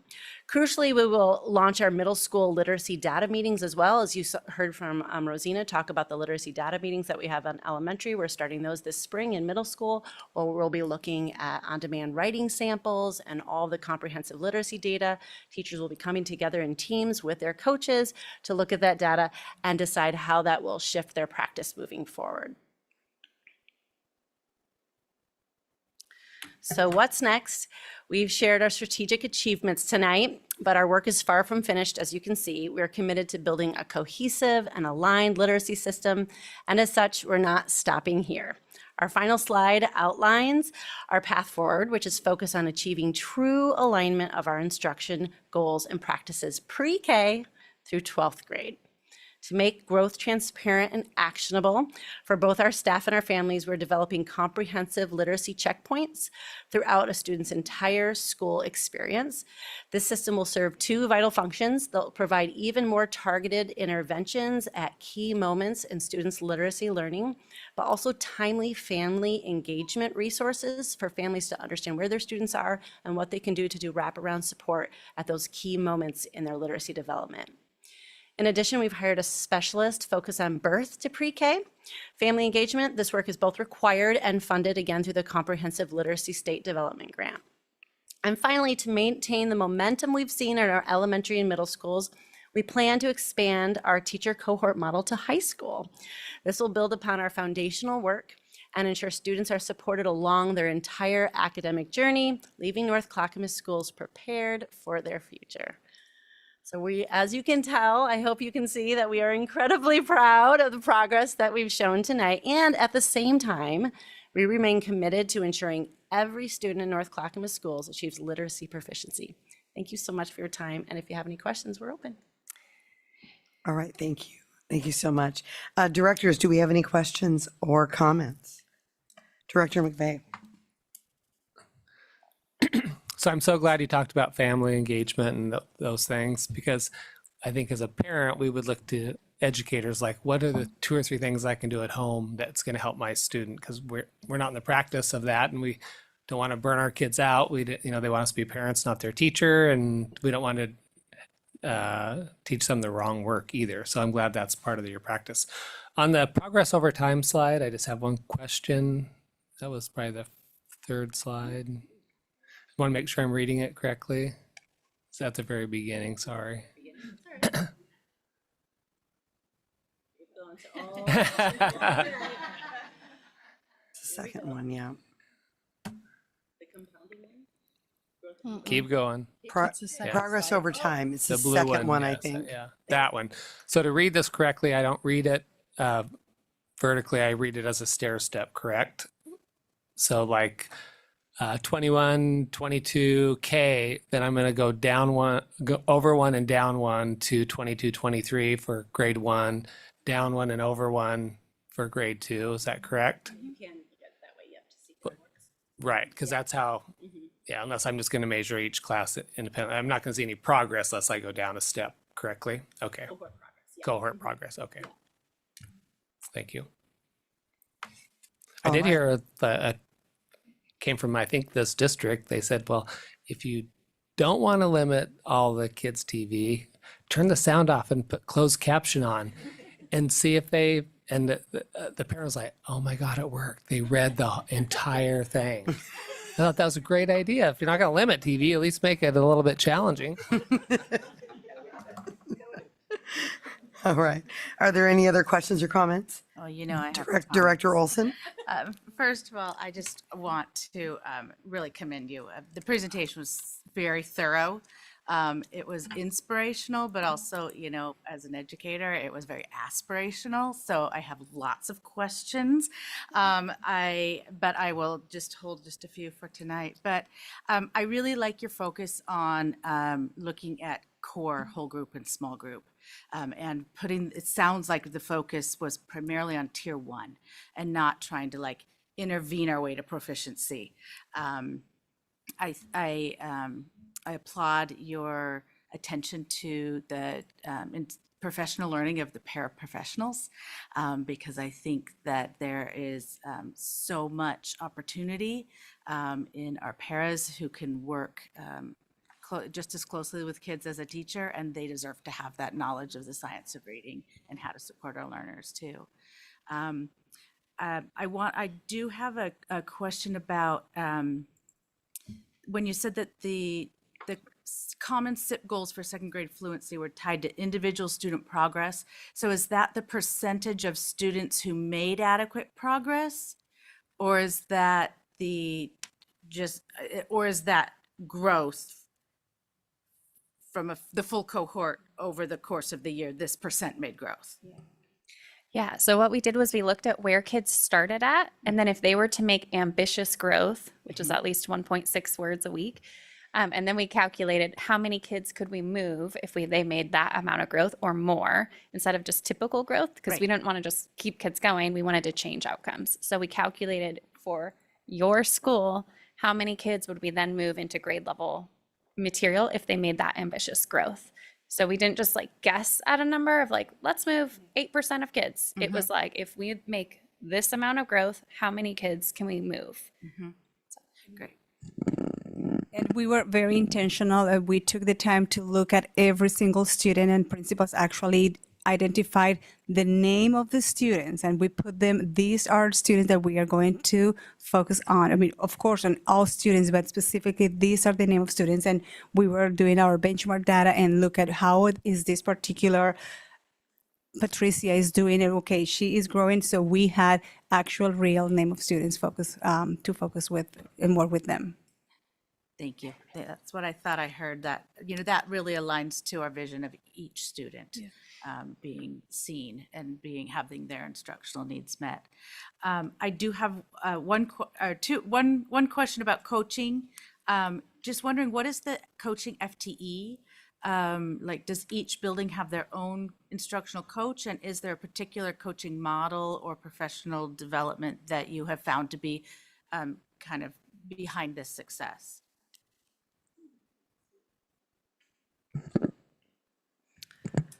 So right now, all of our title schools have 1.0 coach, and our non-title schools have, they share a coach between I said right, non-title schools. So that's kind of our coaching model at this all. Of course, our target, as you heard from Nathan, that our target school has an additional reading specialist and then a K-3 reading coach. Really, we were really leaning in to figure out what works so that, again, we can spread those practices across our schools. I would say that, we've looked at many different approaches to coaching models, and I think where we center is what we call student-centered coaching. So yes. So really, because we're so focused on the data now, it also takes a little bit of the fear sometimes and the ego out of it when we stop saying we want to come and coach your practices, your teaching is not working. We say, let's look at what the students need, and together let's work together to figure out how we can make sure we meet the students' need. And it opens the door to teachers being more eager to learn and try new things. And it feels more like a partnership at first, because as Nadia talked about, we're really working on implementation science across our whole district, right? We don't have all the answers. Clearly, the state doesn't have all the answers either. So we really have to figure out what works. And when we see that data move, that also really brings teachers to the table, because they're like, wow, I see what happened over here in this second grade. I want some of that too, right? So it, again, takes the ego out of it. It's like, that worked, let's try it here. And obviously there's always shifts and changes depending on the school and the needs of the students, but. Right. No, thanks. Yeah, that slide about the coaching and professional learning with the pre-coaching and after coaching was really profound increase. It sounds like you're really strategically putting the right investments in the right schools to address the individual needs. So thank you for that. Director Olson, I'd just like to add that specifically to coaching, that there was a strategic move that we also made to have the coaching be under the direction of the district office. Because we just needed it for the alignment with the grants happening, with the leadership and the partnership with the leadership. We wanted to make sure that everything was aligned and that everybody was receiving the same professional development, that they were receiving the same messages, that they were receiving the same support, and that they knew what the target was. I think throughout the presentation, you see that the results are not by chance. They're not lucky. Everything is intentional. And so it's intentional because everything has been directed, everything has been supported, and everybody knows what the target is. And so I think that has been really supportive to know that that direction comes, again, from the central office, but again, it's in partnership with our administrators. And then that way, everybody knows which way to go. Yeah, no, it's clear that there's shared leadership between the buildings and the district. So I appreciate that. Thank you for your presentation, and thank you for what you're doing to support our students and their outcomes and their civil rights of being literate. All right, thank you. Director Kemp. I don't have any specific questions, but great presentation, and it's really remarkable to see those results. I was just jumping ahead. I was going to ask if any of this was going to extend up to the higher grade levels, and of course you've already answered that question. The other thing I would see maybe potentially, and I don't know if any of you anticipate this, but I would expect higher graduation rates. And I don't know if there's a way to measure that and maybe tie it back to any of this. I don't know if there's some metric to do that, but it seems like that would be a natural outflow of all of this. And if kids are reading, comprehending, they have better skills, they're going to stay in school longer because it's not as difficult, which is in the end what we all want. So good work. Thank you. All right, thank you. Any other comments or questions? Do we have anybody online? No. Director Tamtring? No. All right, Director McVeigh. We're following our own rules not to ask 2 questions at once. So thank you for that. I just want to underscore and say how much I appreciate. It's hard to scale when you have variability. And so I really like the fact that the central office is kind of deciding the pathway, the structure. And being a West Side parent, there were times I felt like, we're not getting the same over here that they're getting on the East Side. And so I just really can say I really appreciate being able to scale excellence when you are driving the ship in the same direction. And I just had a couple of comments that when you look at the research, I'm sorry, I'm losing my voice a little bit. When you look at the research about the science of reading, you really do have to look at what's working. And because it's not a one size fits all. And I just want our community to really understand what they heard tonight, that we're looking at what's working and we're replicating it where we can. And I don't know whether people understand how huge that is. That's really what we need to be doing, because there's not one answer to have all of our students be readers, right? I was very fortunate.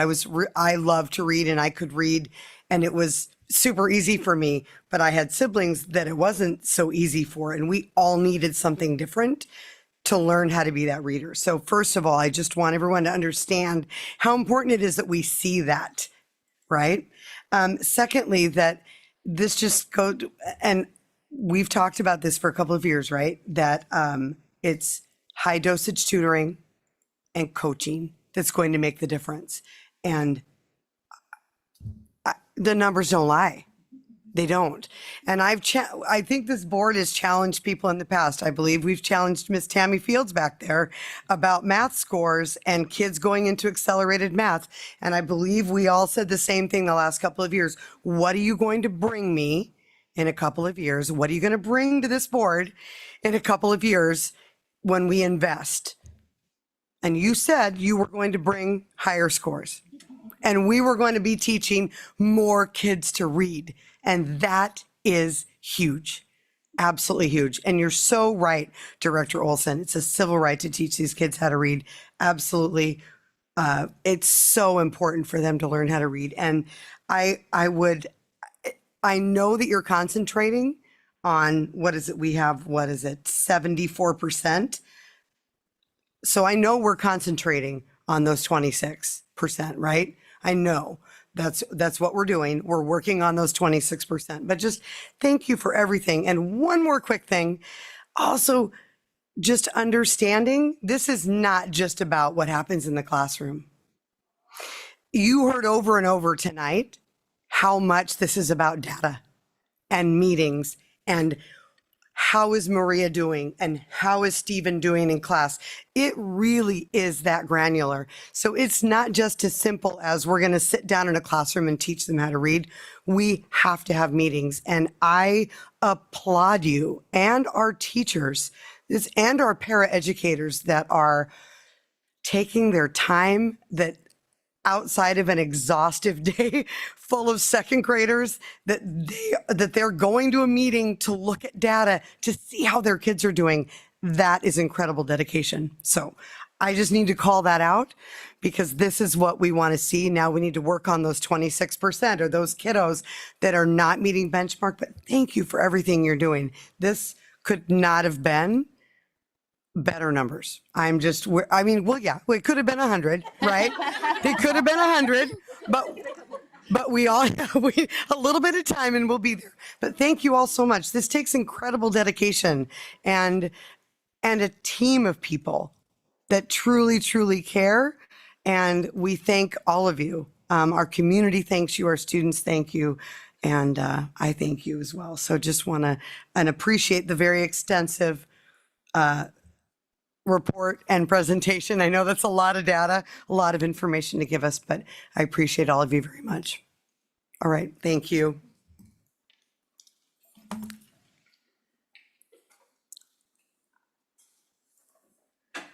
Now we're on to some different numbers.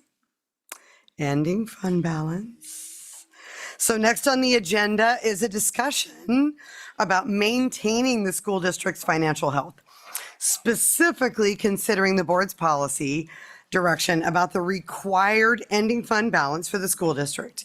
Tonight, we will hear a brief presentation and then discuss the board's interest in maintaining or changing the current policy language in the area of ending fund balance.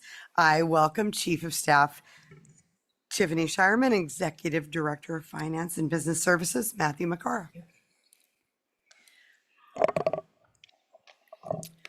All You have a right. hard act to follow. I am. We are here because we want to keep doing what we were just learning, Excellent. frankly. Having a little. There we go. All right. Well, good evening. I am here today, of course, or this evening with Matt McCara. We are here to talk about something that your school district senior leadership takes very seriously and something that we know that you all take very seriously. That's the responsibility to look after the broad financial health of the school district. So tonight we're having a broad discussion, a policy kind of discussion, as opposed to a granular discussion. The discussion tonight will be walking you through some attributes of what are measurements of strong financial health for a school district, and then specifically looking at some policy language if the board sees any need to make any revisions. So, of course, grounded in our strategic plan is our commitment to financial stewardship and transparency. Tonight's discussion represents exactly the kind of decision-making referenced here, and that is making sure that we're doing it in public discussions about our commitment around financial stewardship. We want to make sure that we're being proactive at all times, transparent, and really taking care of the community assets of which our community entrusts us. So let's talk a little bit about what are measures of a school district's financial health. One is the condition of its physical assets. Are buildings and infrastructure maintained once they're purchased? Annual auditor opinions. We have had clean opinions here in the school district. Community support for bonds and levies speaks to us about our financial health and reflects the trust of the community in the school district stewardship, both staff and board. Sustainability of our spending to support district activities. Are we using one-time funds appropriately? Are we only placing staffing, technology, vehicles, asset preservation, all on sustainable and continuing funding sources?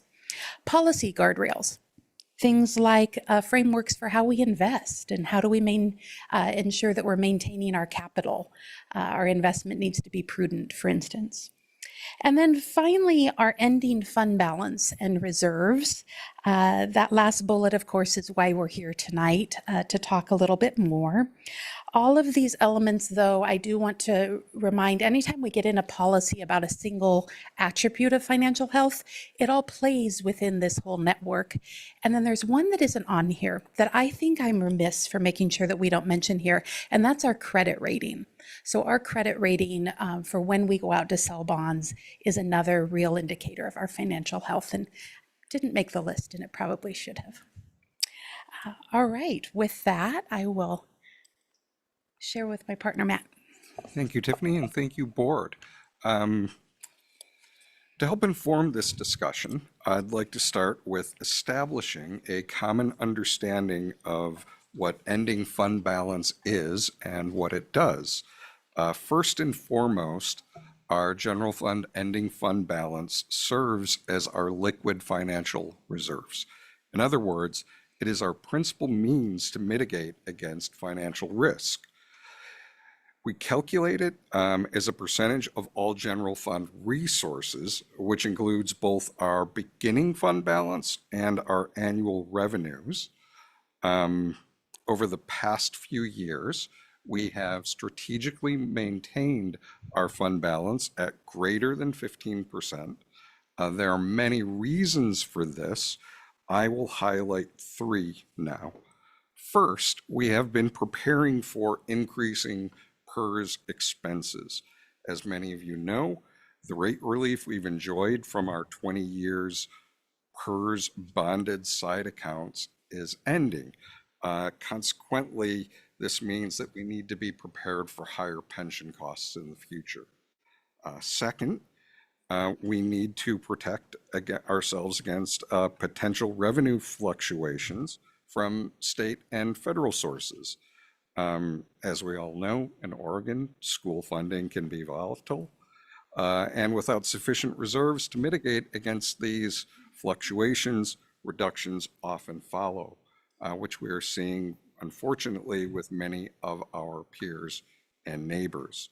And then, to Tiffany's point earlier, maintaining a healthy fund balance helps us maintain a strong bond rating. A strong bond rating helps save taxpayer money by allowing us to borrow at lower interest rates when we issue bonds for capital projects. So as we can see, fund balance isn't just money sitting in an account. It's our strategic financial protection that can serve multiple critical purposes.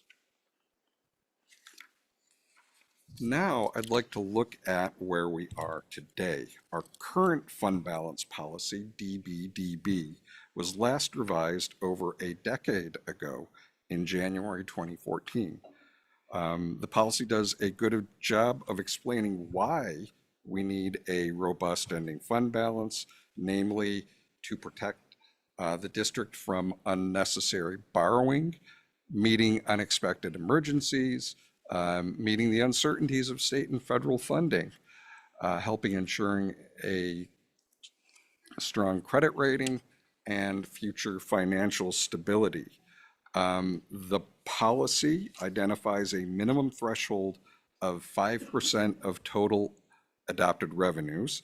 It also directs the superintendent to provide a report to the board when the fund balance is expected to drop below 4% of total adopted revenues without prior board approval. Next, we need to look at where we're headed. When you, as board members, look ahead to the next decade or so, it is reasonable that you would see some significant financial challenges on the horizon. First, a fundamental shift in the certainty and stability of funding from both state and federal sources as a result of changes in policy. Here, I think it's really important to highlight that what we're discussing here is not just the number of things that we are uncertain about or where there's volatility, but I think we're really seeing a change in the nature of that uncertainty. We all know that the allocations that we receive from state and federal sources fluctuate from year to year or from biennium to biennium. But traditionally, once we've received those allocations, that funding has been relatively certain. What we're seeing now, however, from both state and federal sources is having to plan for scenarios where the certainty of allocations that we've received are not so certain. And when you have received an allocation, you've planned accordingly, and then the certainty of that comes into question, the really the only way you have to mitigate against money that you lose coming in is money that you already have in hand, which is our fund balance. Next, declining birth rates, which is a trend that we are seeing both nationally and locally. This will affect our enrollment and consequently our funding. Third, risk around voter support for operating and bond levies. While our community has been incredibly supportive in the past, we cannot take that support for granted, as voter sentiment can change over time. And we are seeing both school and other governmental agencies' levies fail in communities across Oregon. Fourth, instability in bond credit ratings for school districts. Rating agencies are taking a much harder look at the financial resilience of school districts, and we have seen many of our peers locally receive a bond rating downgrade in the past year. We were fortunate enough to be able to maintain our bond rating recently, in no small part because of the reserves that we have. And finally, there are long-term risks in the state's economic outlook. The state's revenue picture has its own uncertainties, and those uncertainties flow down to school districts. These are not just abstract and theoretical concerns. These are real-world considerations that are already having an impact and that we need to be prepared for ourselves.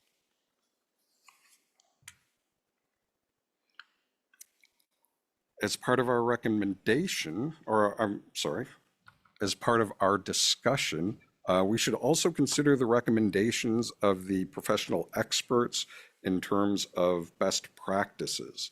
So I will look at guidance from 3 respected professional organizations. First, the Governmental Finance Officers Association, GFOA, recommends either maintaining a specific percentage or 2 months of operating expenses in reserve. For 2 months of, for us, 2 months of operating expenses would represent approximately 16% of our annual resources, considerably higher than our current policy. The Oregon Association of School Business Officials, OASBO, which is the professional association for school finance officers across the state, has a recommendation of between 3 to 8%. And lastly, the Oregon School Board Association, OSBA, has 8% as the starting point in their model policy. Next. With all that considered, the draft policy in your board packet serves as a starting point for tonight's discussion. It contains 3 revisions. First is a technical fix. We have drafted a change in the language from revenues to resources. This better reflects how North Clackamas and other organizations have commonly calculated and presented ending fund balance. By definition, resources includes both beginning fund balance and annual revenues, which is how we have calculated and presented ending fund balance, whereas revenues, in the plain text meaning of the word, does not include beginning fund balance. Second, it is drafted with a minimum fund balance of 8%. This maintains the recommendation in the OSBA model policy and more closely aligns with the best practices than the current policy does. It also maintains the reporting requirement when ending fund balance is expected to go below a certain percentage, but it raises that proportionally from the existing 4% to 6%.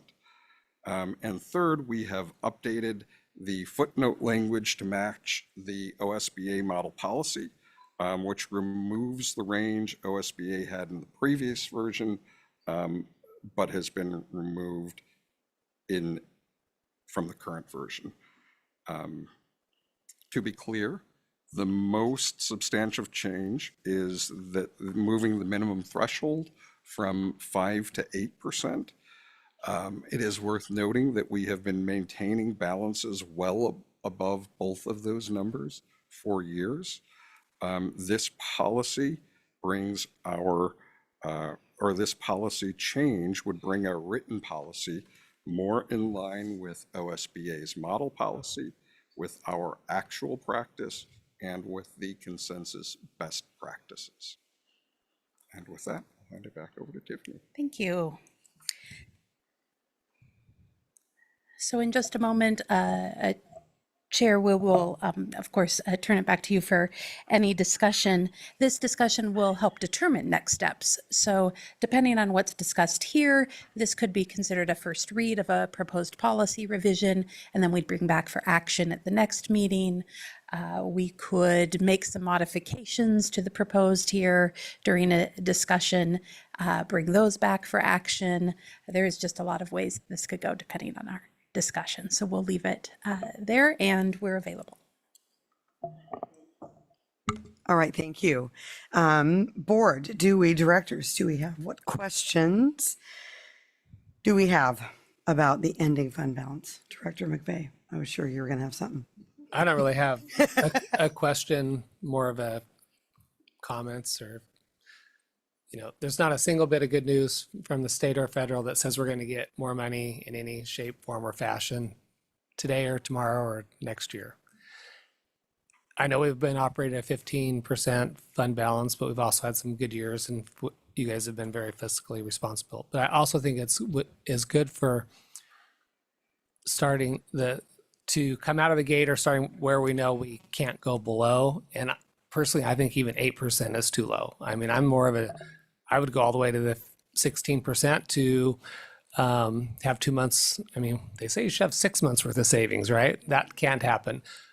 And maybe 15% or 16 would hamstring us too much, but I definitely think it needs to be north of 8%, this board member's opinion. And 14 years ago, I said 5% was too low, but it was a start. And so I just think we need to think about our being fiscally responsible and all the good news that's coming out of our funding and where we should start making our budgets are starting from. That's my opinion. All right, thank you. Any other questions or comments? Director Wachter? Yeah, thank you, Chair. I want to just align with Director McVeigh's comments. 5 is too low, 8 is too low. I would like to start the conversation about 10% for an edit with a notification at 8%, if the numbers make sense. So we have a lot of headwinds we haven't even thought of yet. We have all that Matt called out.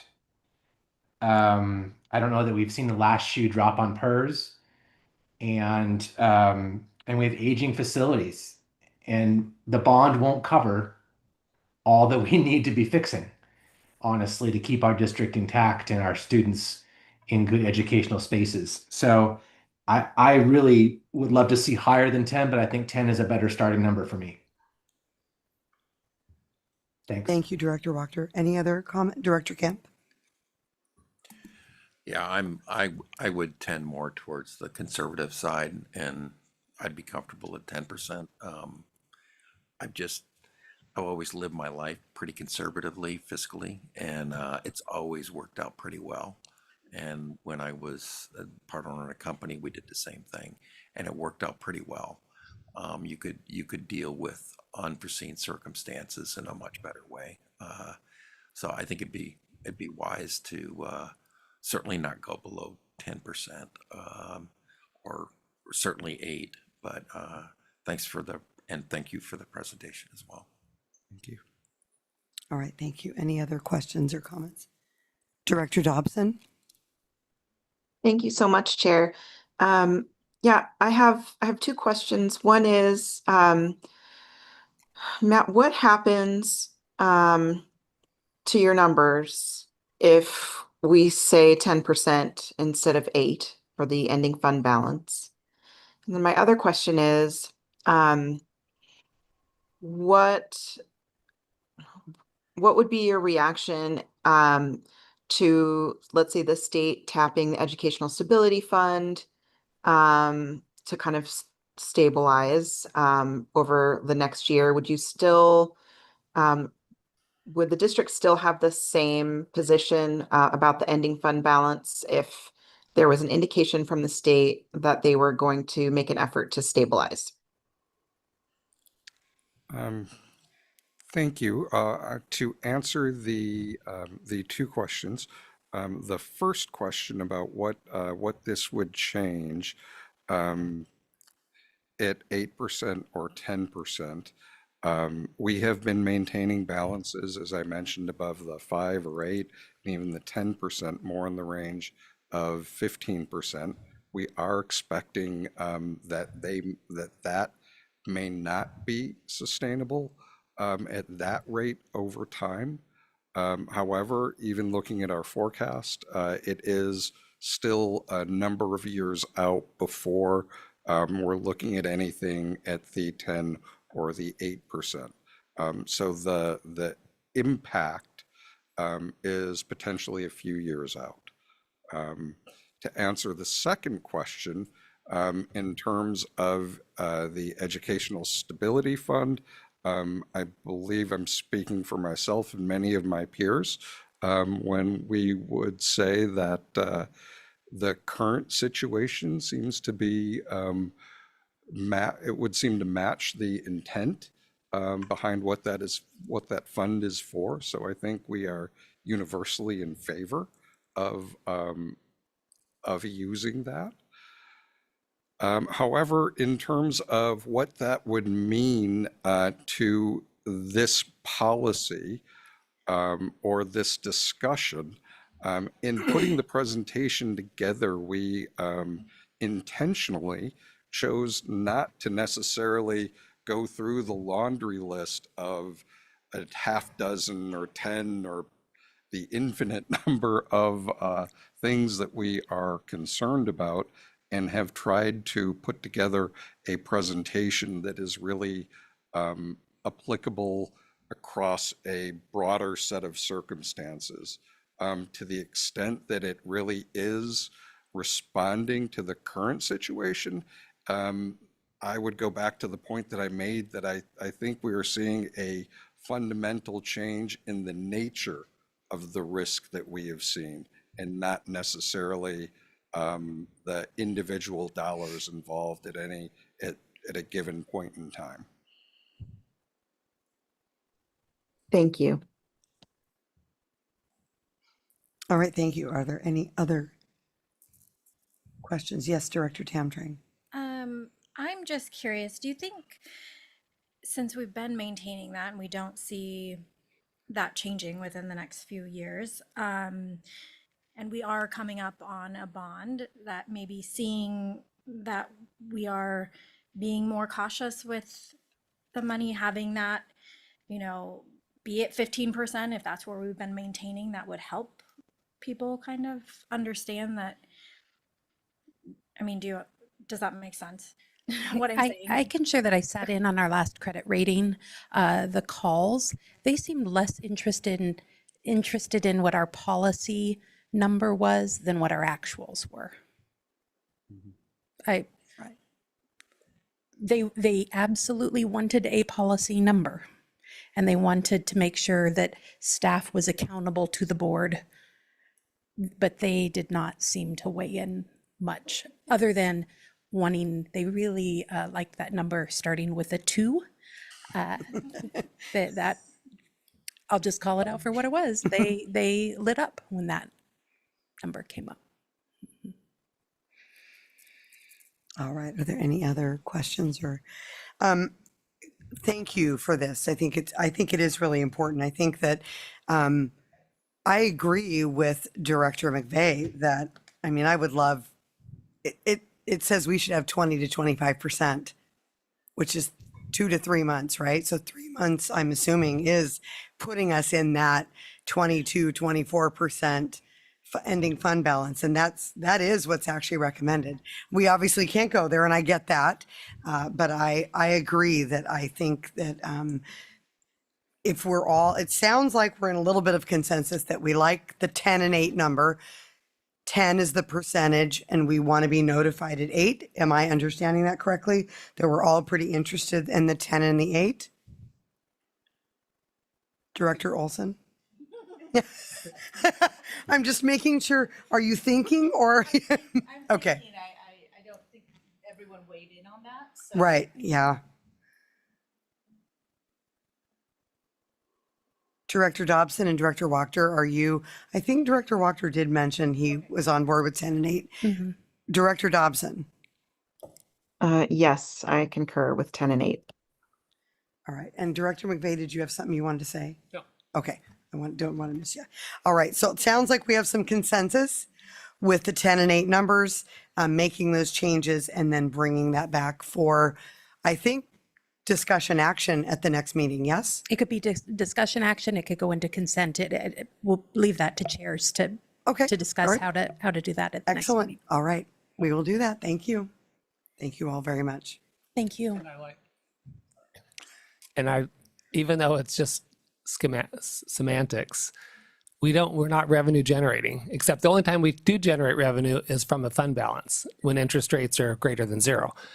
But resources are more appropriate. And I think that's helps the public to think about, like, we don't get revenue from students, we get an allocation from students. So I like that.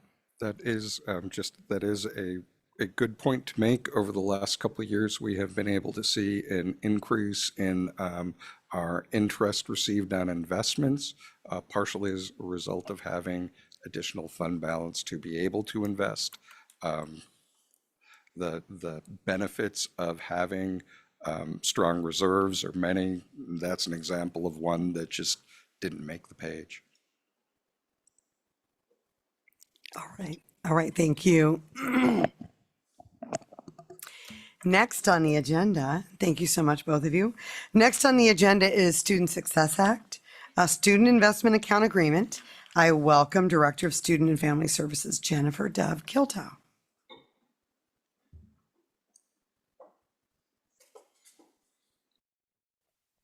Good evening, everybody.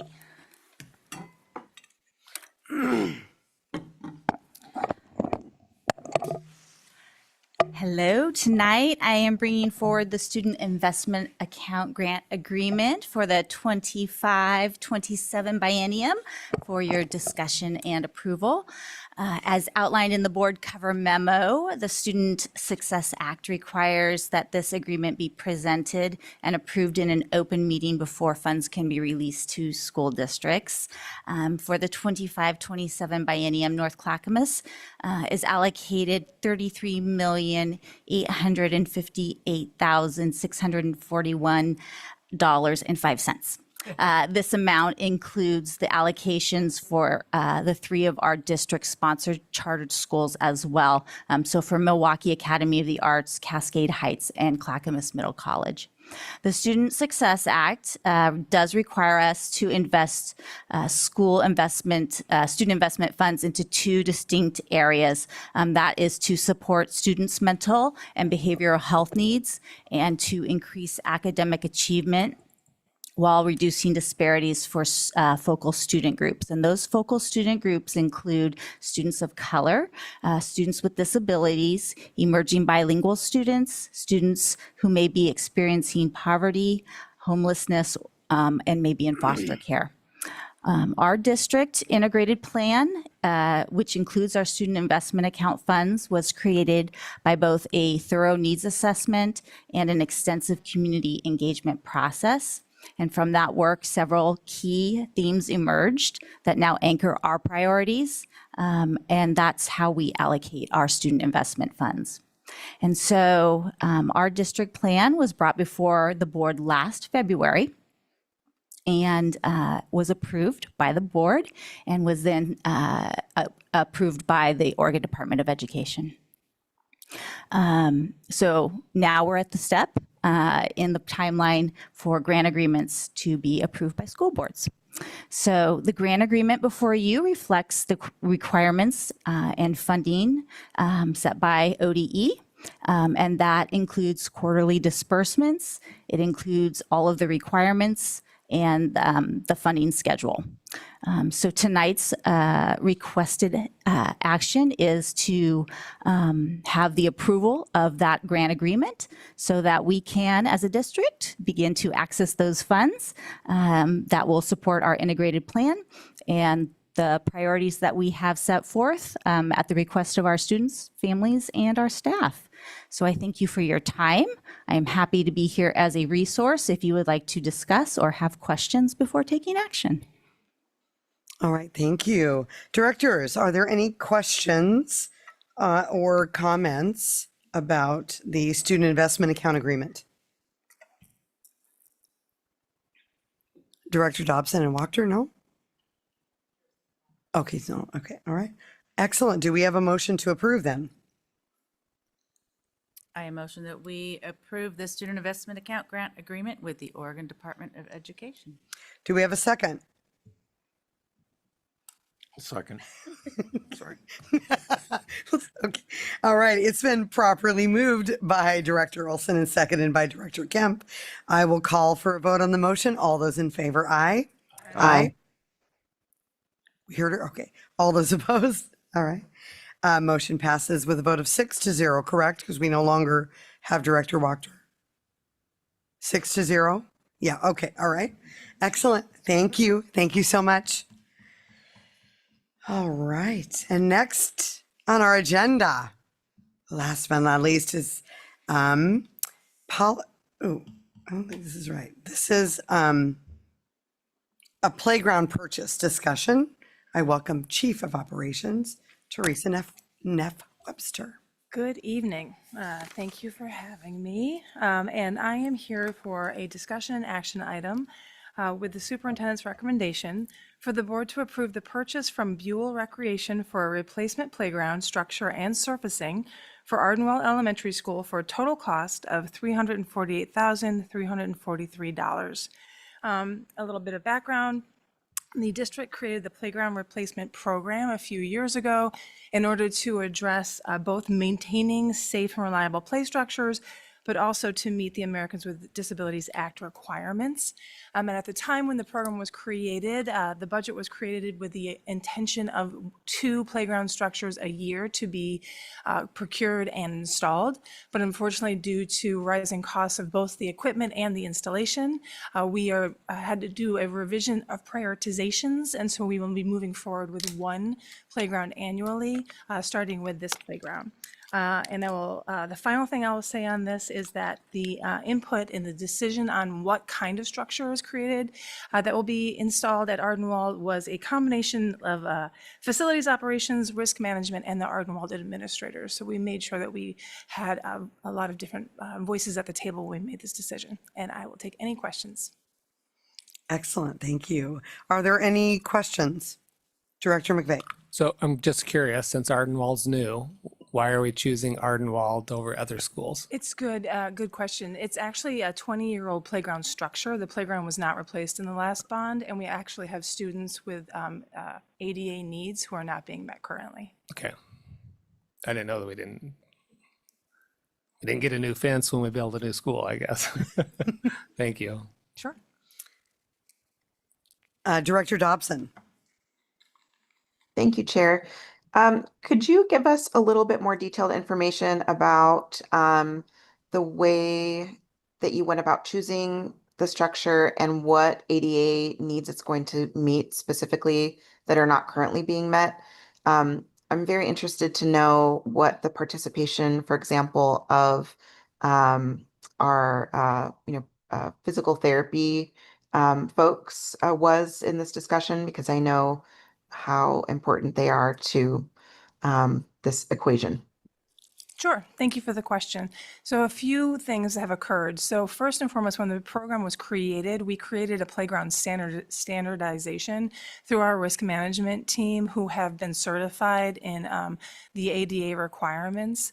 And then we brought those requirements to Buell and then asked them to provide 3 different scenarios of what could work with the actual square footage that is in the space for Ardenwald that would ensure that the students could get onto the structure. So currently, majority of our playgrounds have manufactured wood fiber chips, and so the students aren't even able to get onto the playground to enjoy time with their friends. So first and foremost, one of the standards that was created was the creation of turf as a mandatory beginning. So taking out all the wood chips and creating a turf space and the necessary infrastructure there. And then we had 3 different play structures that were options that were first reviewed for safety from our risk management team. And then when the finalists were determined by the risk management team, they were brought both to the Ardenwald team, and I know that our executive director of operations also shared the